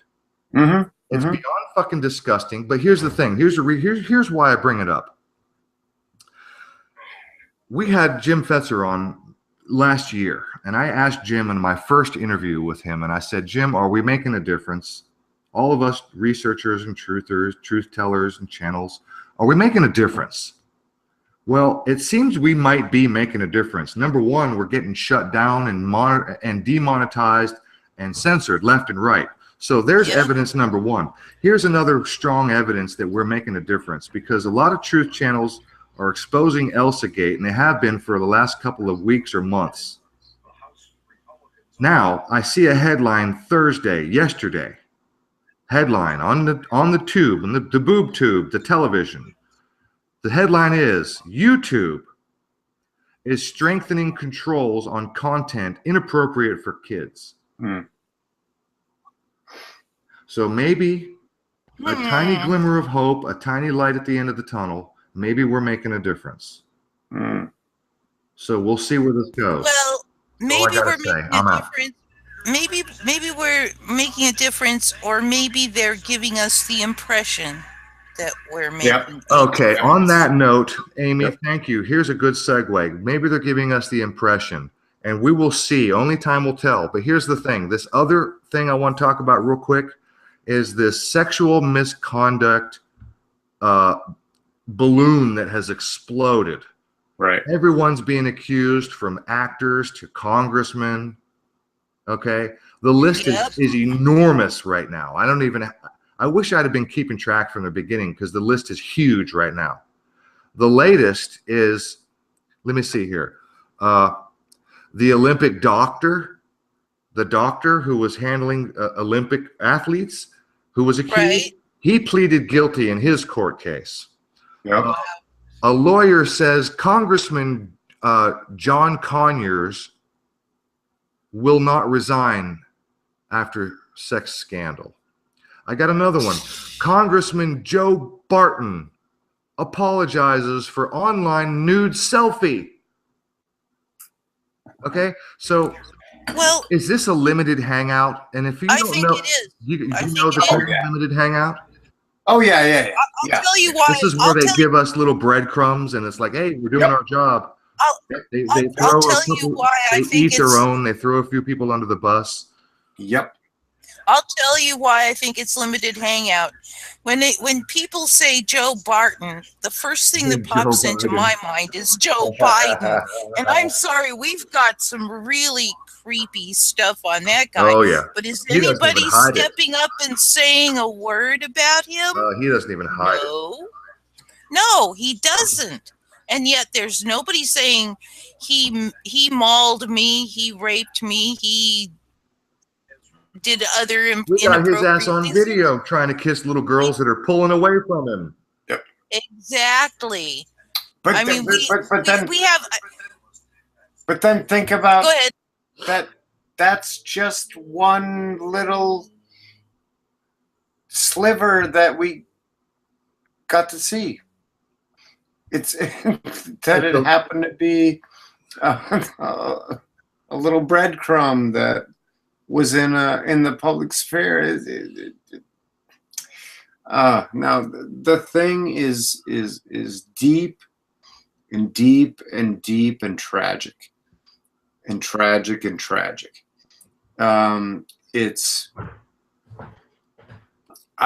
We have to obviously go with the things that sneak out, right? But I think that the controllers of leakage do it in a way that that they're going to do it in a way that they think that we can handle it and minimize it. Let me just address this question or comment from Broadsword real quick. He said Disney and Marvel must have something to do with Elsa and Spider-Man pedo vids, or they'd have them with copyright infringement. N'est pas? I guess that's he's. Don't read French. That's French. It means yeah, okay, I understand. It just I don't read it very well, and it just seemed where I had to stop and think about it. N'est pas? Okay, so the thing about ElsaGate is the reason it's called ElsaGate is because these videos, these channels that have these grooming videos where your kids are watching little animated characters drink alcohol, piss and shit in the pool, piss and shit on the couch and on the chair and all that stuff, the creepy stuff.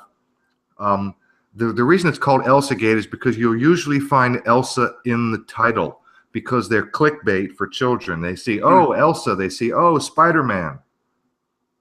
And there's no copyright infringement because the characters are not visually, they're recreated. They're not taken from Marvel. They're not taken from Disney. So there's really ultimately no copyright infringement. Right. But you'll see Spider-Man and Elsa in the title, and that's why it's called ElsaGate, because it's almost always Elsa. That's a big attractor for little kids. Elsa, I want to watch that video next. And mom's not watching, but she hears the cartoon sounds and she thinks everything's fine. But the little girl is watching animated characters pissing, just doing wild, creepy, wacky, ghastly things. Thank you. Yes. So this thing that hit my radar very badly, right? So I'm a submarine. I'm cruising around, the Pacific Ocean. The radar starts blipping. Oh, that's not a regular blip. That thing's a huge blip. Is the term misopedia, MISOPEDIA, right? So I was thinking this idea of pedophilia, right?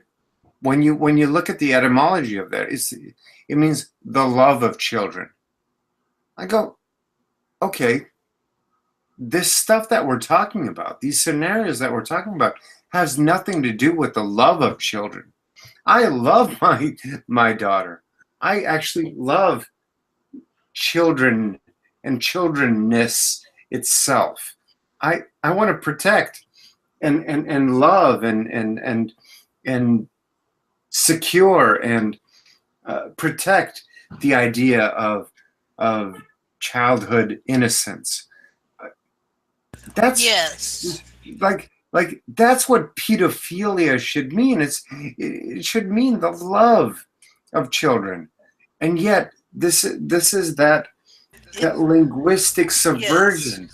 This is all part of a grander, magical black magic psyop that is only so sinister if you can get past that layer and that layer and that layer and that layer. But in order to boil it, bring it back down, anchor it in some way, is this idea of misopedia, which is by definition the hatred of children, and misanthropy. It's the innocence. We talked about this. Hatred of human, right? We talked about this. It's not so much children specifically; it's the innocence that children hold. Yeah. Innocence of the children. But yes. But misanthropy is the hatred of humans. So how can humans hold the hatred of humans?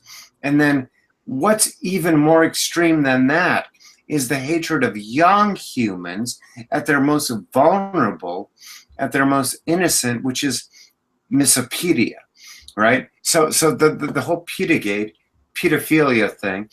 Okay, yes, I get it. It should be out there. It should be connecting to people. It should be touching hearts. And I get it that not everybody can handle a fucking stake through the heart. The majority of people want to only deal with a graze wound to the shoulder, and then that woke me up to some bigger shit, I had a really bad flu one time, and then that made me realize that, all life is precious and valuable. Yeah, sure, great. But what I'm talking about is that kind of stuff that only the people with the iron stomachs can handle. The real warriors. That's why I teamed up with you folks, because you have the iron stomachs. You have the fortitude. Yes, that's it. You have the fortitude. That's why I didn't want to waste my time with anybody else who was going to slowly, take these kind of things that I said and gently sideline me in terms of, oh yeah, that's all well and good, but we want to talk about the kitties. Yeah, we want to talk about nice right. The blue book invasion of alien kitten. Fuck that. I'm sorry, fuck that shit. Fuck that. We have real work to do. We actually have real work to do. Yeah, fucking A, we have real work to do, and this Elsa Gate is something that really needs to be pounded home. And for anybody who has kids or cares about children, I don't have kids, but for some reason I've got a strong affinity to protect children. You know what I mean? When I see shit like Elsa Gate, that's the whole Pizzagate, the whole Pedogate thing, that really gets under my skin, big time. Yes. Even though I don't personally have children of my own. I feel a moral obligation to do the right thing, right? And I don't need to get into moral like debates into where morality comes from, or is it God or is it not God, or who cares? Or who cares? Moral is moral. That's right. Ethical is ethical. If you can't, I know, and you're going to say ethic.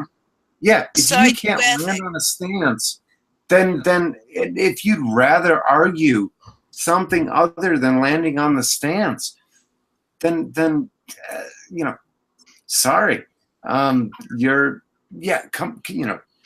not going to be mad at you, but come back around to something real.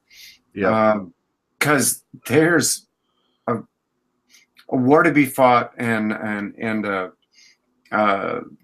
right to be fought for, and a correctness to be won. And if you don't stand up, well, we're just going to.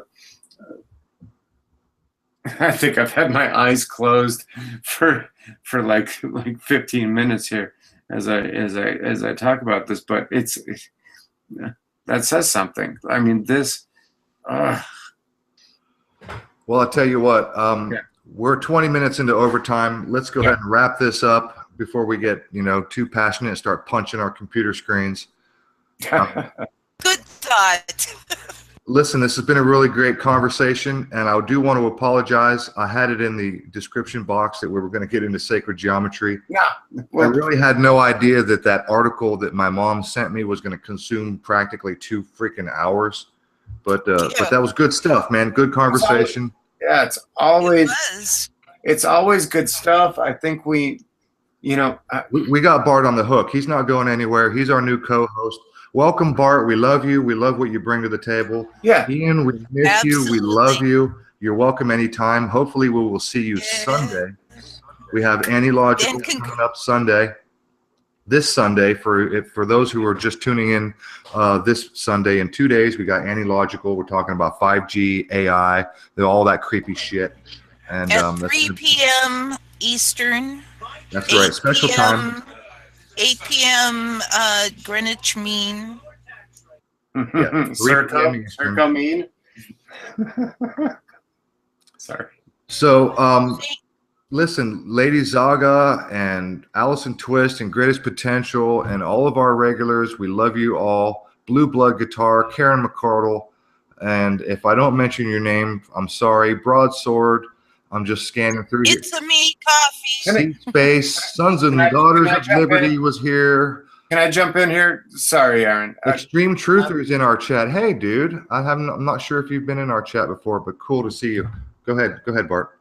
Greatest Potential and Lady Zaga. I keep seeing them. I keep watching their comments. They're 2 of my favorites.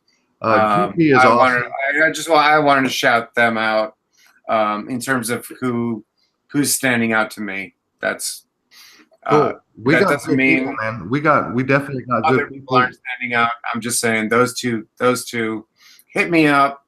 I would love to take it offline with either of you two. Well, I'll tell you what, Bart, before we leave, why don't you drop your email in the chat, or if they want to contact you directly, they can certainly go to your channel and talk to you on YouTube messages.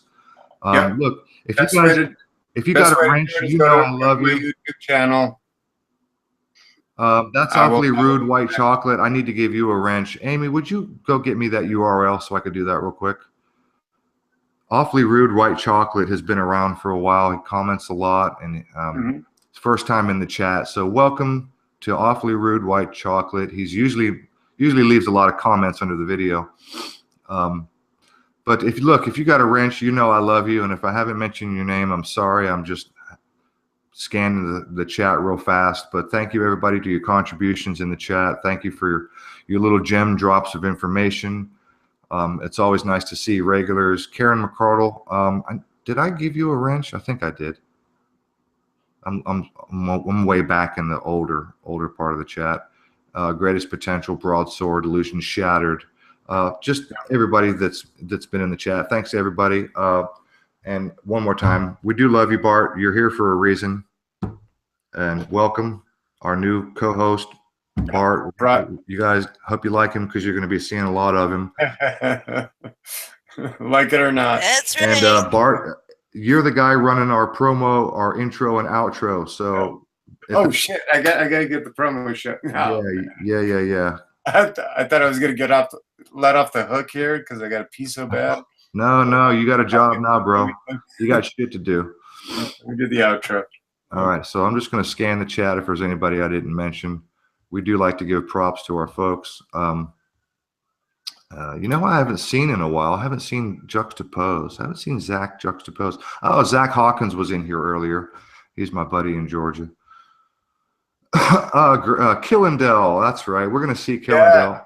Yeah, Killendale and I. That's a good dude right there. Killendale's a good dude. Some great conversations offline. I am really enjoying his company through the wires, through the set of tubes that is the internet. The set of the tubes, right? What was that congressman that said that? It's a bunch of tubes. It's just a bunch of tubes. Yeah, he's wonderful. I forget who that was. Wasn't that old guy, man. Oh. Old guy. Don't worry. I know who it was. It was No, don't waste your brain energy on thinking about some old white dude who said some shit. Extreme Truther. The vice president. What? Spiro Agnew. Yeah, that's it. No, I don't think it was. Hey, let me just say this real quick, just in case. Extreme Truther, if you're still listening or if you're not, whatever. He said, I do hope people realize that Pizzagate was put out there by the pedos themselves. They want people to know. I totally fucking agree. Again, we covered the term. It's called a limited hangout, where they expose a few of their lower levels. They throw some people under the bus. And at the same time, they do want it to be known. They want people to know. And our friend Dominic, our UK Dominic, who was in here earlier, he has said, and he's correct, and I've already seen the proof of it, that they're trying to legalize, they want to legalize pedophilia. And was it Germany that just recently, this week or this month, that lowered the age of consent to 14? You guys heard that one? Yeah, I think I did hear that. Yeah, leave so that that's one for next time for me. Absurd. I think it was Germany that just lowered the age of consent. If I'm wrong about the country, I'm sorry. All right. But somebody somewhere just lowered the age of fucking sexual consent to 13. You got to let me know. I'm about to pee my pants. If you're going to talk for another 5 minutes, we're good. All right. If you want me to run the outro, then let me run the outro. Let's go ahead and wrap this up so Bart doesn't have an accident. Okay. He needs to go to the little boys' room. So everybody, love you, thank you, and we will see you Sunday at 3:00 p.m. Eastern Time. We got Antilogical. Love to everybody. Go Bart. Love always. And by the way, I'm going over to Jerry Chilulu's hangout. Go over to Jerry. Go over to Hive Live. If you guys want more stimulating conversation, go over to Jerry Cthulhu channel. Hive Live. Yeah, not Chilulu. I always pronounce it wrong. Chalupa. That's the old one. All right, go Bart, go. We're out of here. Bye, everybody. Good night, everybody.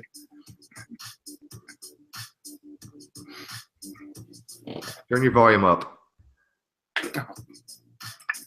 Can't tell me what to do.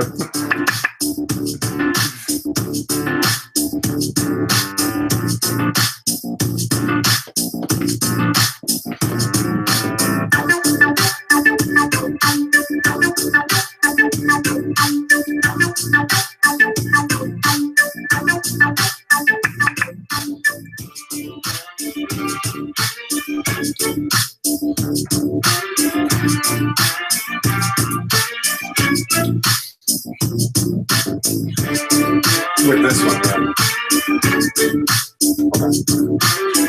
Come here.